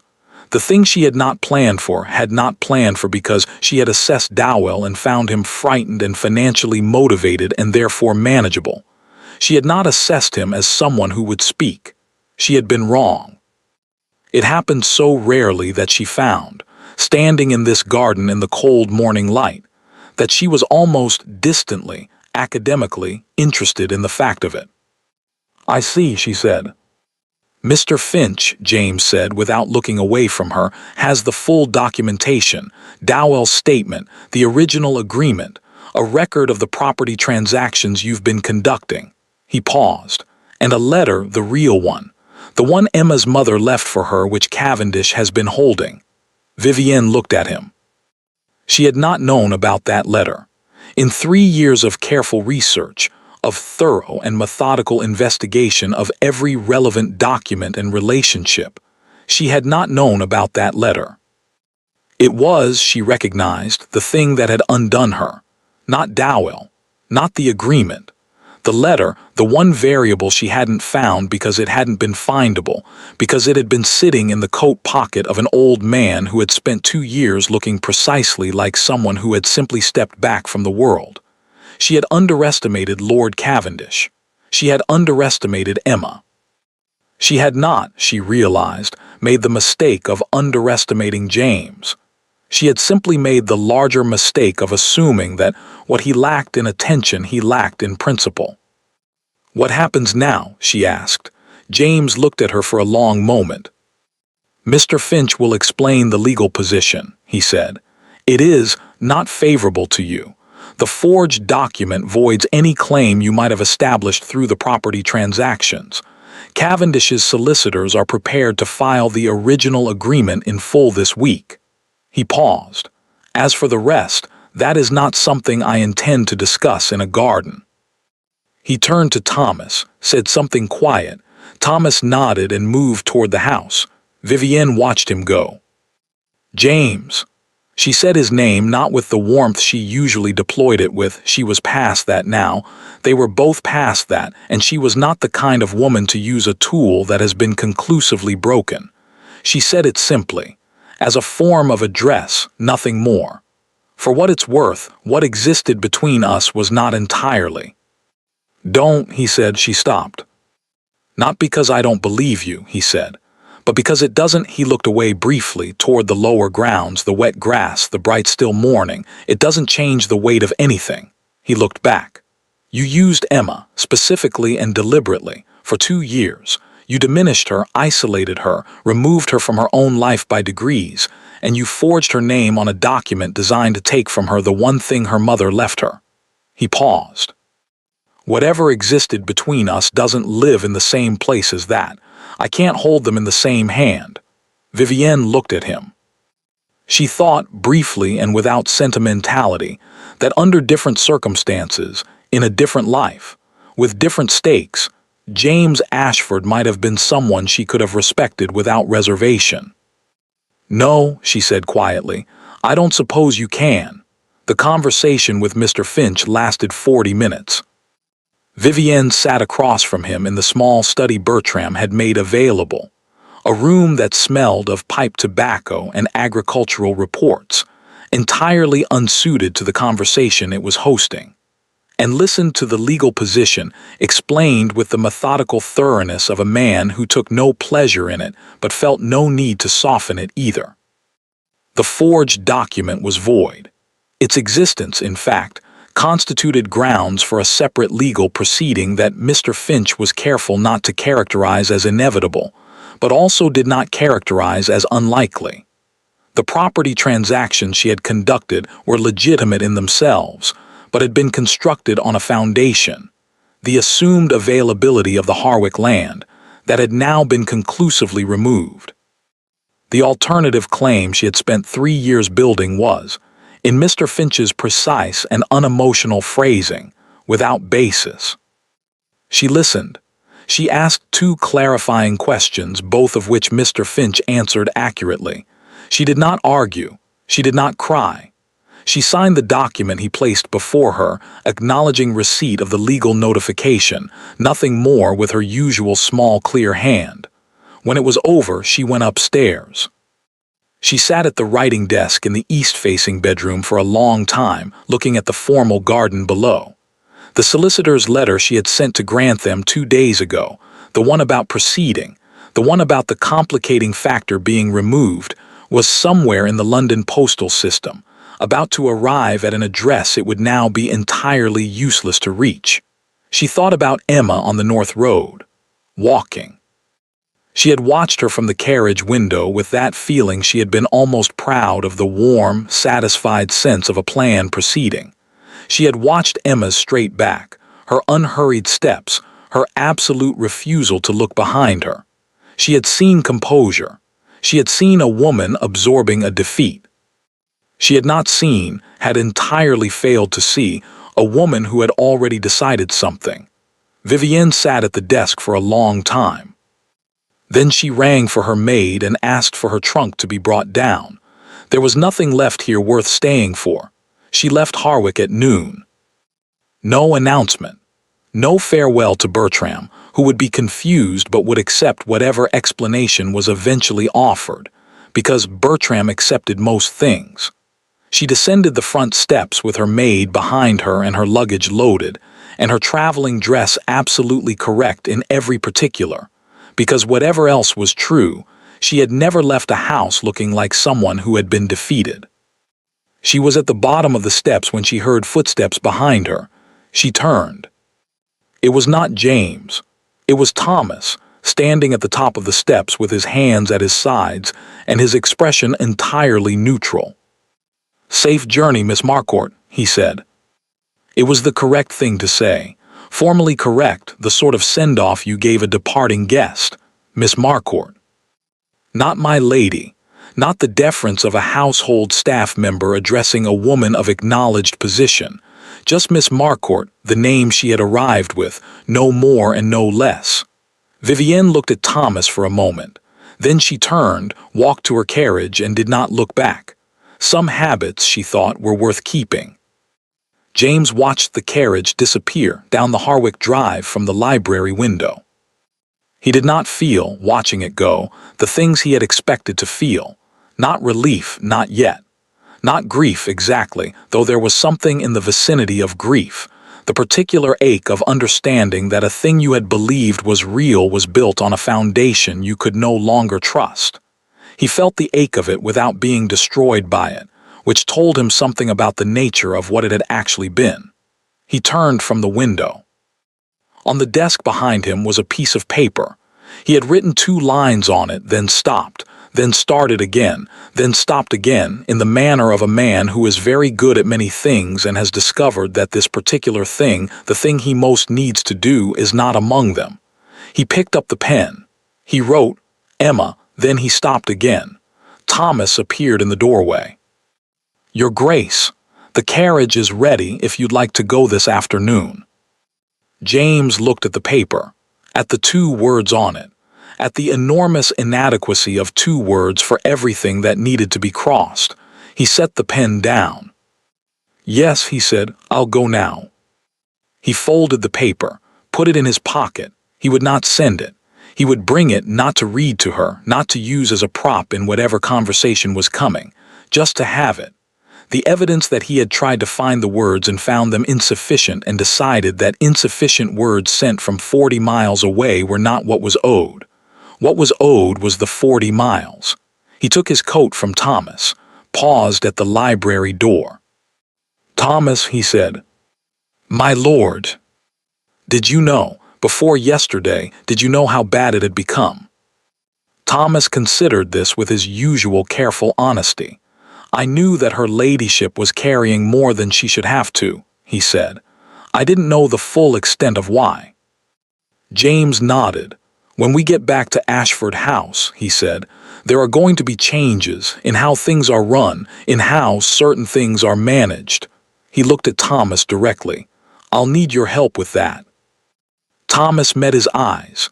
"Of course, Your Grace," he said, and then, very quietly, in the manner of a man offering something that goes slightly beyond the formal boundaries of his role, "I'm glad you're going." James looked at him for a moment. "So am I," he said. He walked out of the library, through the entrance hall and down the front steps of Harwick Manor into the cool afternoon light. The carriage was waiting. He got in. The road south was clear. James watched it unspool through the carriage window. The same countryside he had traveled 2 days ago in the opposite direction. The same hedgerows and open fields and occasional farmhouse set back from the road. All of it washed clean by the storm and quietly indifferent to whatever was happening inside the vehicle moving through it. He had always found the English countryside soothing in its indifference. Today he found it simply there, which was enough. Thomas sat up with the driver. James had asked for that, had wanted the interior of the carriage to himself, which was not something he usually wanted but today felt necessary. He needed the space to think without managing his expression, which was more work than he had recently been allocating to it. He was not rehearsing what to say. He had considered rehearsing, had, in the first hour of the journey, begun to construct various versions of an opening, various careful arrangements of words that might serve as adequate approach to a conversation he had no real map for. He had abandoned all of them, not because they were wrong exactly, but because they were all in different ways, designed to make things easier for him, to give him something to hold on to ensure that whatever happened when he arrived, he would at least have the small dignity of having prepared. Emma had not prepared to walk 5 miles. She had simply walked them. He could at least arrive without a script. He thought about the letter in his pocket. Emma. 2 words. He had sat in that library for 20 minutes and produced 2 words, and then he had understood that what he was trying to do, to compress everything that needed to be said into something small enough to send ahead of him, was both impossible and wrong. You did not send a letter for this. You did not find the comfortable distance of paper and ink and a 40-mile gap and call it sufficient. He thought about what Cavendish had said. Don't explain it. Don't justify it. Don't construct a version of it that is easier to have done. He thought about Thomas, in the courtyard in Grantwell, watching Emma cross to the edge of the road. The kind of composed that costs something. He thought about Emma in the library with the land registry, that image he had walked past so efficiently, filed so neatly, returned to now with the uncomfortable clarity of a man who has discovered that the things he walked past most efficiently were frequently the things most worth stopping for. He thought about the flower arrangement at Bertram's table. He thought about 12 years of fires at the right temperature. He thought about the way his house ran, the particular, frictionless quality of it, and how he had experienced that quality as simply the natural condition of a well-maintained household, the way you experience good health as simply the absence of illness, never thinking about what produces it until it is threatened. He had not thought about what produced it. He thought about it now, for the full 40 miles. The cottage appeared through the carriage window just as the light was beginning its late afternoon decline, that particular golden hour that made even modest buildings look considered. It was larger than he'd expected from Cavendish's description. Stone walls, deep windows, a garden that had gone slightly wild at the edges in the manner of gardens that are loved but not obsessed over, smoke from 2 chimneys, a light in the downstairs window. The carriage slowed. James sat very still for a moment. Then he opened the door himself, before Thomas could come down, before anyone could assist him, and stepped out onto the gravel path. The front door of the cottage opened before he reached it. Not Emma. A small, composed woman he didn't recognize, the housekeeper, he assumed, who looked at him with the frank assessment of someone who has been told to expect a visitor, and has formed opinions about that visitor in advance. "Your Grace," she said, not warmly, not coldly, with the precise neutrality of a woman who has decided to take no position until she has more information.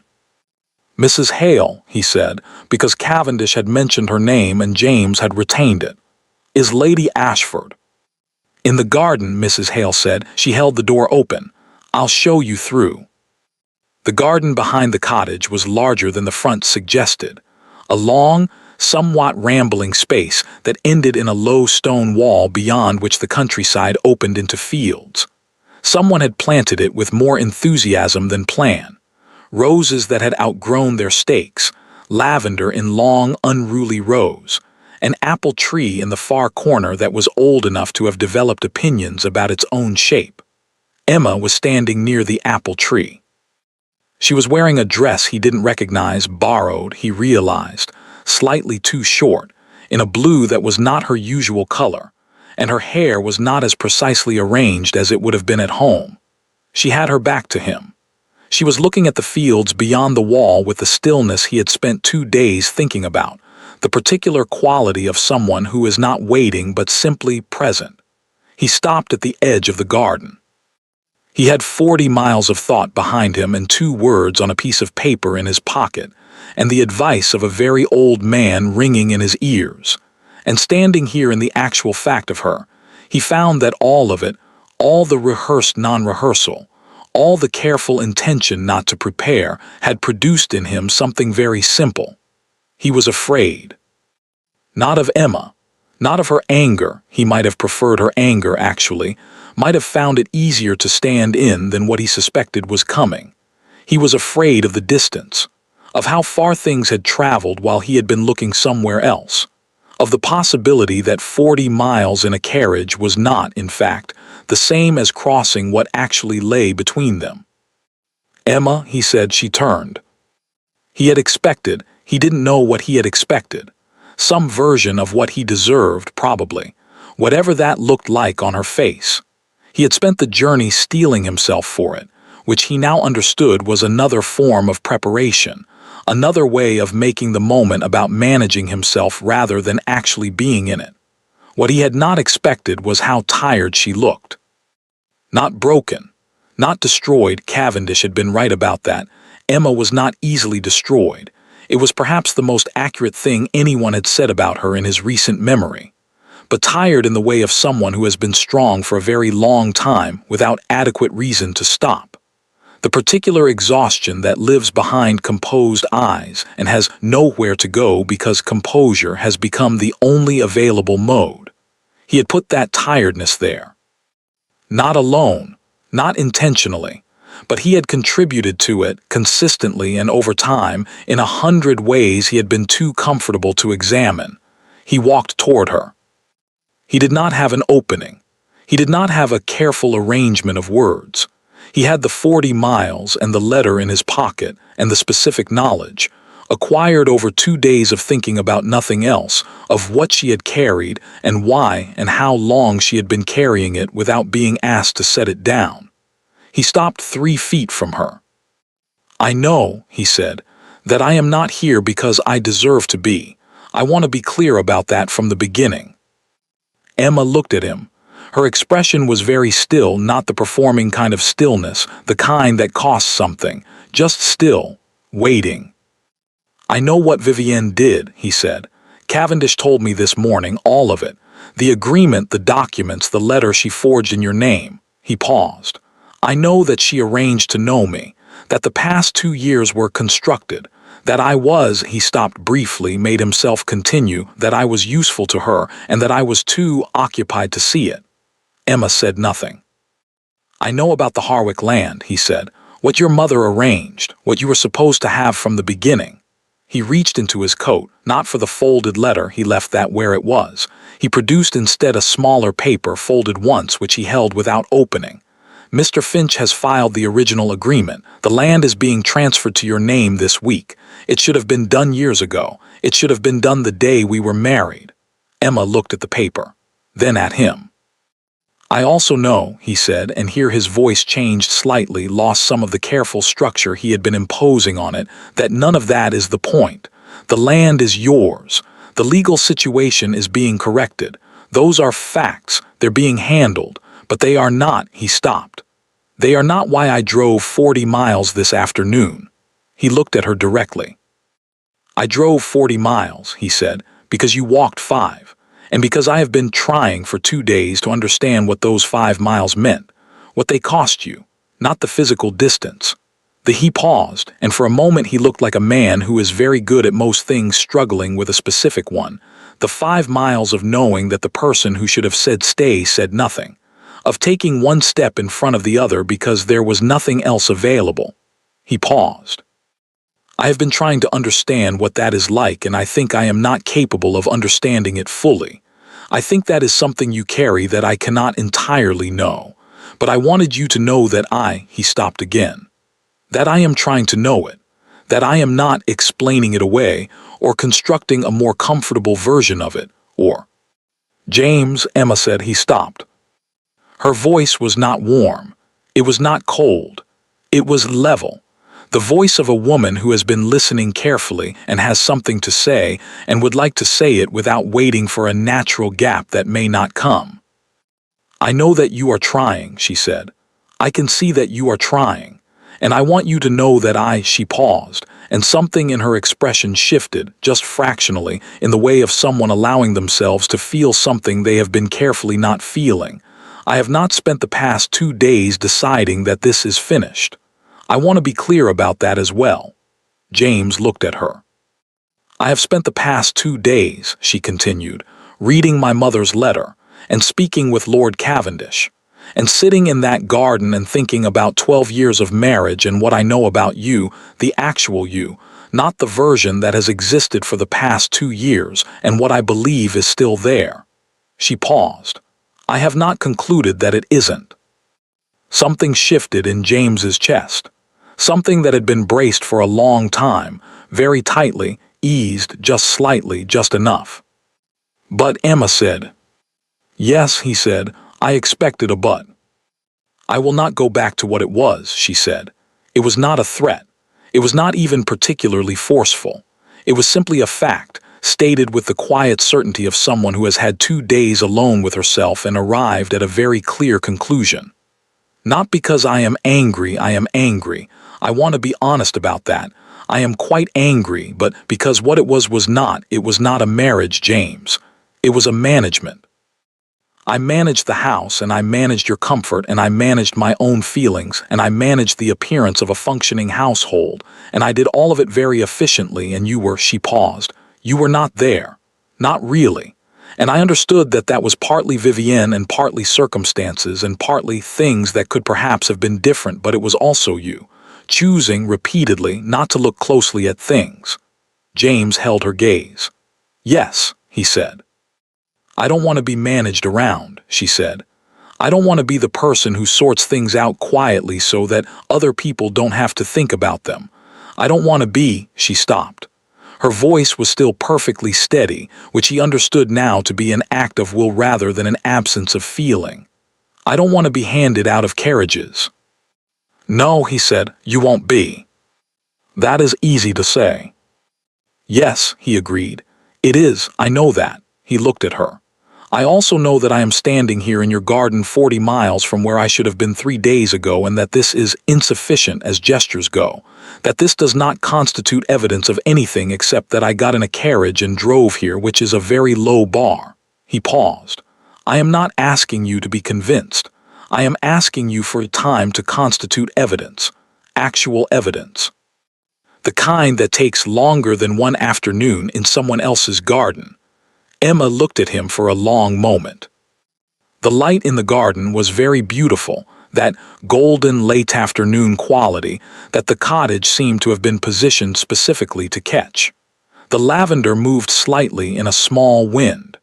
The apple tree in the corner held its complicated shape against the sky. "There is something you should know," Emma said. "Tell me." She reached into the pocket of the borrowed blue dress and produced a folded piece of paper, older than his, the paper cream-colored and slightly worn at the folds. She had been carrying it, he understood, since Cavendish gave it to her. "My mother wrote me a letter," she said. "She left it with Cavendish 20 years ago. He gave it to me 2 nights ago." She looked at the letter in her hands. "She wrote it the year before she died.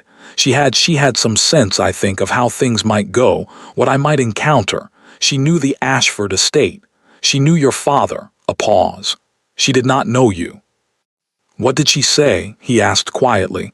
Emma unfolded it. She did not read it aloud, not all of it.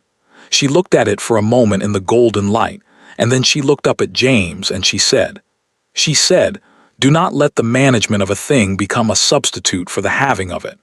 She said, "A woman who is very good at enduring things will sometimes endure things she should not, because endurance has become more familiar than the alternative." She paused. She said, "If you find yourself standing in someone else's garden in a borrowed dress, that is the moment to decide what you actually want, not what you can manage, what you want."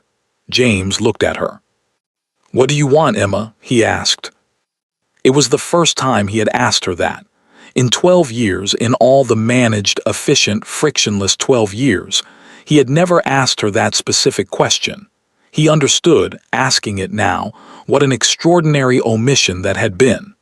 Emma was quiet for a long moment. The wind moved through the lavender. "I want," she said carefully, "a husband who is present, who sees what is in front of him, who asks occasionally what I think and what I need and what I want, as you are asking now."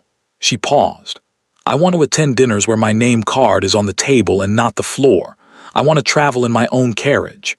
I want," her voice shifted very slightly, and something in it became less constructed and more simply true.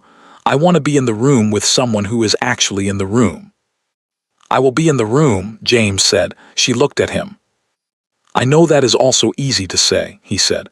"I know, but I am telling you I will be in the room. I will ask. I will see what is in front of me." He held her gaze. "I have spent 2 days seeing what I failed to see for 2 years. I find that I have," he stopped briefly, "I find that I have a great deal of catching up to do, and I would like, if you will allow it, to begin." Emma folded her mother's letter. She put it back in her pocket. She looked at James Ashford, standing in Lord Cavendish's garden in his traveling coat with his hat in his hands, and the particular expression of a man who has dismantled every comfortable version of himself on a 40-mile road, and arrived with nothing left to hide behind. And she felt, beneath the anger and the exhaustion and the long accumulated weight of 2 years of being somewhere adjacent to her own life, something else. Something she had been keeping in a very small, very protected place for quite some time. She had not stopped loving him. That was the thing she had discovered in 2 days alone with herself and her mother's letter, the thing she had not expected to discover and could not, having discovered it, pretend she hadn't. She had not stopped. It had gone quiet, had been forced quiet by the years of not being seen, of managing rather than being met, but quiet was not the same as gone. She knew the difference. She looked at him for a long moment. Then she said, "Mrs. Hale has made dinner. You should stay." Something moved across James's face. Not relief, or not only relief. Something larger and less composed, the expression of a man who has been braced for a door and found it open. "Thank you," he said. Emma nodded once. Then she turned toward the cottage. She had taken 3 steps before she stopped. She turned back. "James," she said. He looked at her. She held out her hand. Not in the formal way. Not the gloved, careful, public gesture of a duchess in a drawing room. Simply her hand extended in a garden in the late afternoon light. He crossed the distance between them in 5 steps. He took her hand in both of his. And Emma felt, for the first time in a very long time, that she was not managing anything at all. She was simply there, and so was he. The Ashford autumn dinner was, by general consensus, the finest it had been in years. This was not said loudly. The English aristocracy did not say things loudly when they could say them in drawing rooms, in careful asides, in the particular register of social observation that carried further than a shout precisely, because it was never raised above a murmur. But it was said, repeatedly, and by people whose opinions on such matters were considered reliable. The flowers were exceptional. The table was perfectly proportioned. The fires in every room were exactly the right temperature, which sounds like a small thing, and is, in fact, an enormous one. The guests moved through the evening with the ease of people who have been made comfortable without being aware of the making, which is the highest form of hospitality and the rarest, and which requires, in the person responsible for it, a quality of attention so complete that it becomes invisible. 30 people had been invited, 30 people had accepted. This was notable. The previous year's dinner, the last one Emma had organized before Grantwell, before the 5 miles, before everything, had seen 4 last-minute withdrawals and a general quality of attendance that could be described, charitably, as dutiful. People had come because they were supposed to come. They had stayed because leaving early required an excuse, and excuses required effort. Tonight, no one left early. Emma sat at the head of the table. Not the foot. The head, which was where, after some discussion that was not entirely without difficulty, it had been agreed she would sit. James had raised the subject himself. In the methodical way he had taken to raising subjects he had previously avoided, directly, with the particular care of someone who has learned that directness is not the same as bluntness, and has been practicing the difference. Emma had looked at him for a moment, and then she had said yes, and the matter had been settled, and no one at the table tonight seemed to find it anything other than entirely natural. She was wearing deep blue, her color not borrowed. Her hair was precisely as she intended it. Her name card was at the head of the table in her own handwriting, because she had written all 30 of them herself that morning, which she had always done and which, for the first time in 2 years, she had done without the particular background awareness of doing it for a household that did not fully acknowledge her presence in it. She was present. The household knew it. So did the guests. To her left sat Lord Edmund Cavendish. He had come down from the cottage specifically for the evening, a journey he had described, in the letter accepting the invitation, as not entirely inconvenient, given the occasion. He was dressed with his usual quiet precision, his white hair neat, his gray eyes moving across the table in the comprehensive sweep she had come to recognize as his primary mode of engagement with the world. He was, she had discovered over the past year, a man of considerable warmth beneath the composed exterior, but the warmth was the kind that revealed itself gradually, in small increments, to people who paid attention. Emma paid attention.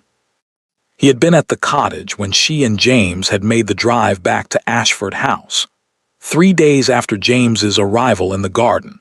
3 days of long conversations and longer silences, and the particular difficult work of 2 people deciding to rebuild something from materials that included the original structure and a clear-eyed assessment of what had been wrong with it. Cavendish had been there for some of those conversations, and absent for others, with the precise instinct of a man who knows the difference between when he is needed and when he is in the way. On the morning they left, he had stood at the cottage door and looked at Emma with the expression she now thought of as his most honest one, the one beneath the composed exterior, The one that was simply an old man who had kept a promise to a woman he had loved as a sister and was satisfied that he had kept it well. She had embraced him. He had been startled, she had felt it, the slight stiffness of a man not accustomed to being embraced. And then he had patted her back twice, with the careful deliberateness of someone performing an unfamiliar action and wanting to do it correctly. "Your mother," he had said into the middle distance above her shoulder, would have been, he had paused. She would have been very pleased. Emma had not trusted her voice for a moment. "Thank you," she had said finally, "for the 2 years, for the waiting." It was the right moment, he said. She was specific about that. He had released her, straightened, resumed his usual composed exterior as efficiently as a man putting on a coat. "Now go home," he had said. "You have a great deal to sort out." She had laughed, a real one, the kind that arrives unexpectedly and is better for it. She had gone home.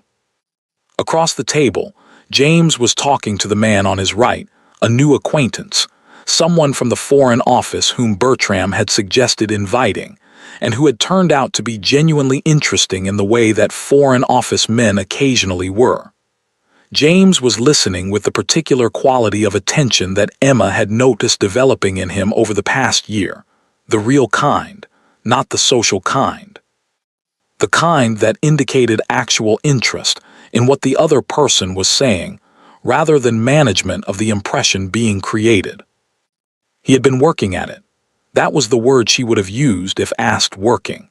Deliberately, consistently, with the methodical application of a man who has identified a deficit and decided to address it rather than manage around it. It was not always graceful. He had asked questions that were sometimes slightly too late, made observations that were sometimes slightly off-register, arrived at things she had known for years with the slightly stunned expression of someone encountering them for the first time. She had found, to her own surprise, that she did not mind the slightly stunned expression. There was something in it, something genuine, something unperformed, that she had not previously had access to. The James who had been comfortable had been, in his way, opaque. The James who was working was visible. She could see him trying. She could see the effort and the occasional failure and the returning to try again, and she found that visible effort, imperfect as it was, more sustaining than the smooth opacity had ever been. They had argued, more than once and seriously, the kind of arguments that require willingness to stay in the room rather than retreat to the managed silence that had previously served as their conflict resolution.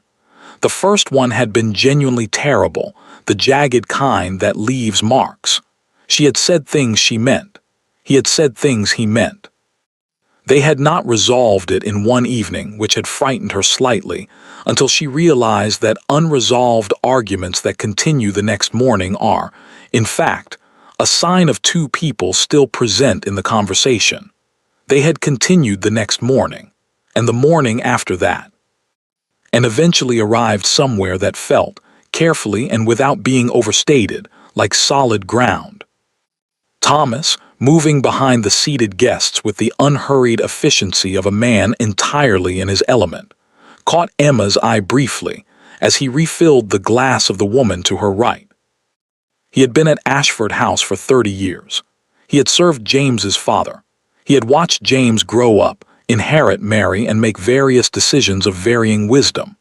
He had stood in a courtyard in Grantwell and watched a duchess cross to the edge of a road in silk slippers, and had thought she could see it in the small nod he gave her now, the slight inclination of his head that contained several things at once, that he had known something would have to change.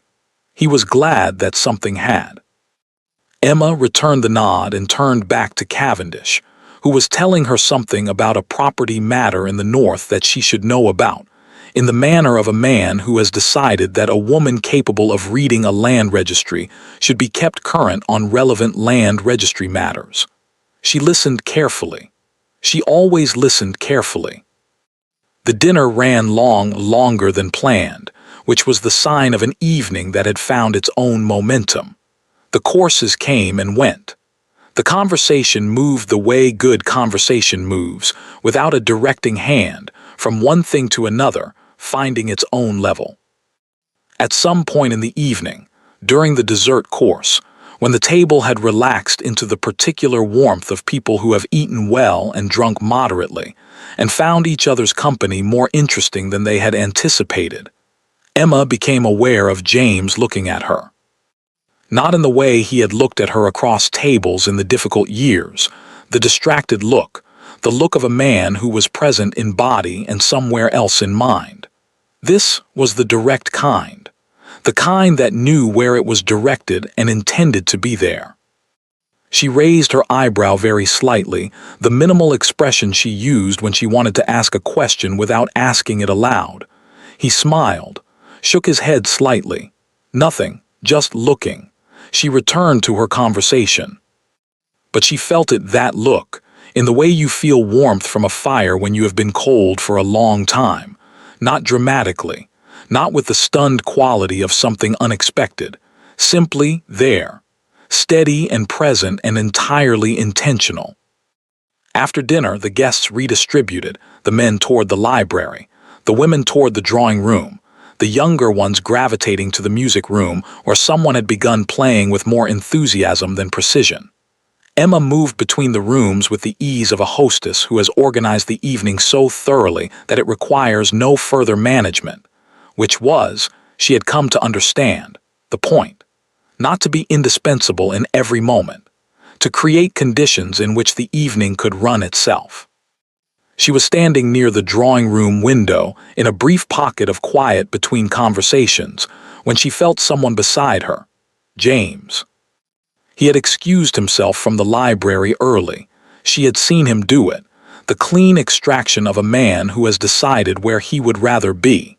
He stood beside her at the window without preamble, looking out at the Ashford grounds in the dark. "Good evening," he said. "It is," she agreed. They stood in comfortable silence for a moment, the real kind, not the managed kind, the kind that does not require filling. "Cavendish looks well," James said. "He does. He told me he intends to come to London in the spring. I think he misses it more than he admits. I'll write to him. There's a matter at my club he might find interesting." A pause. "If you think he'd like that." Emma looked at him. A year ago, 2 years ago, James would not have asked. Not because he would have been unkind, but because the question would not have occurred to him. The question required the assumption that she knew something worth knowing, that her read of a person was information worth soliciting.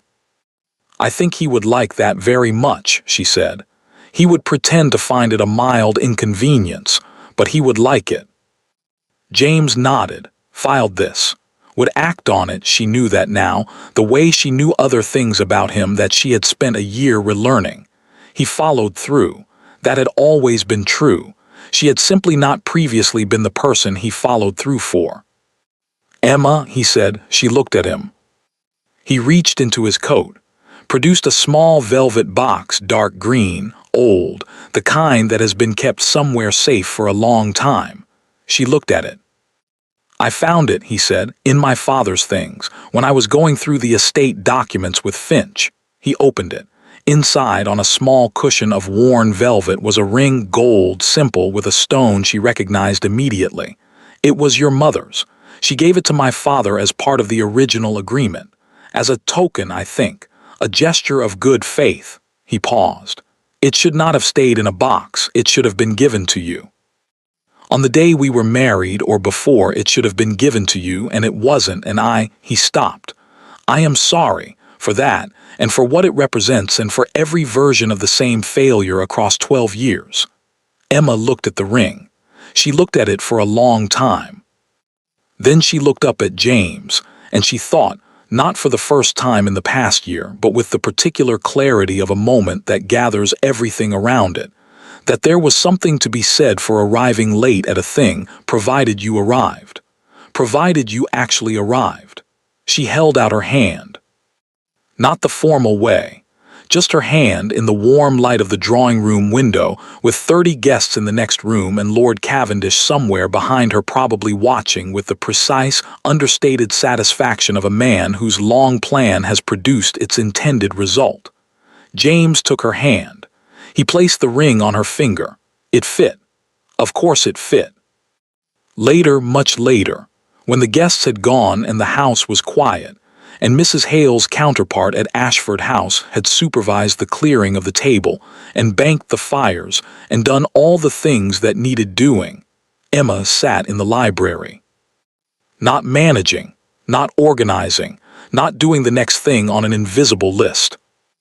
Just sitting in the chair nearest the fire, with a cup of tea that had gone slightly cold and her mother's ring on her finger, and the quiet of a house at the end of a good evening around her.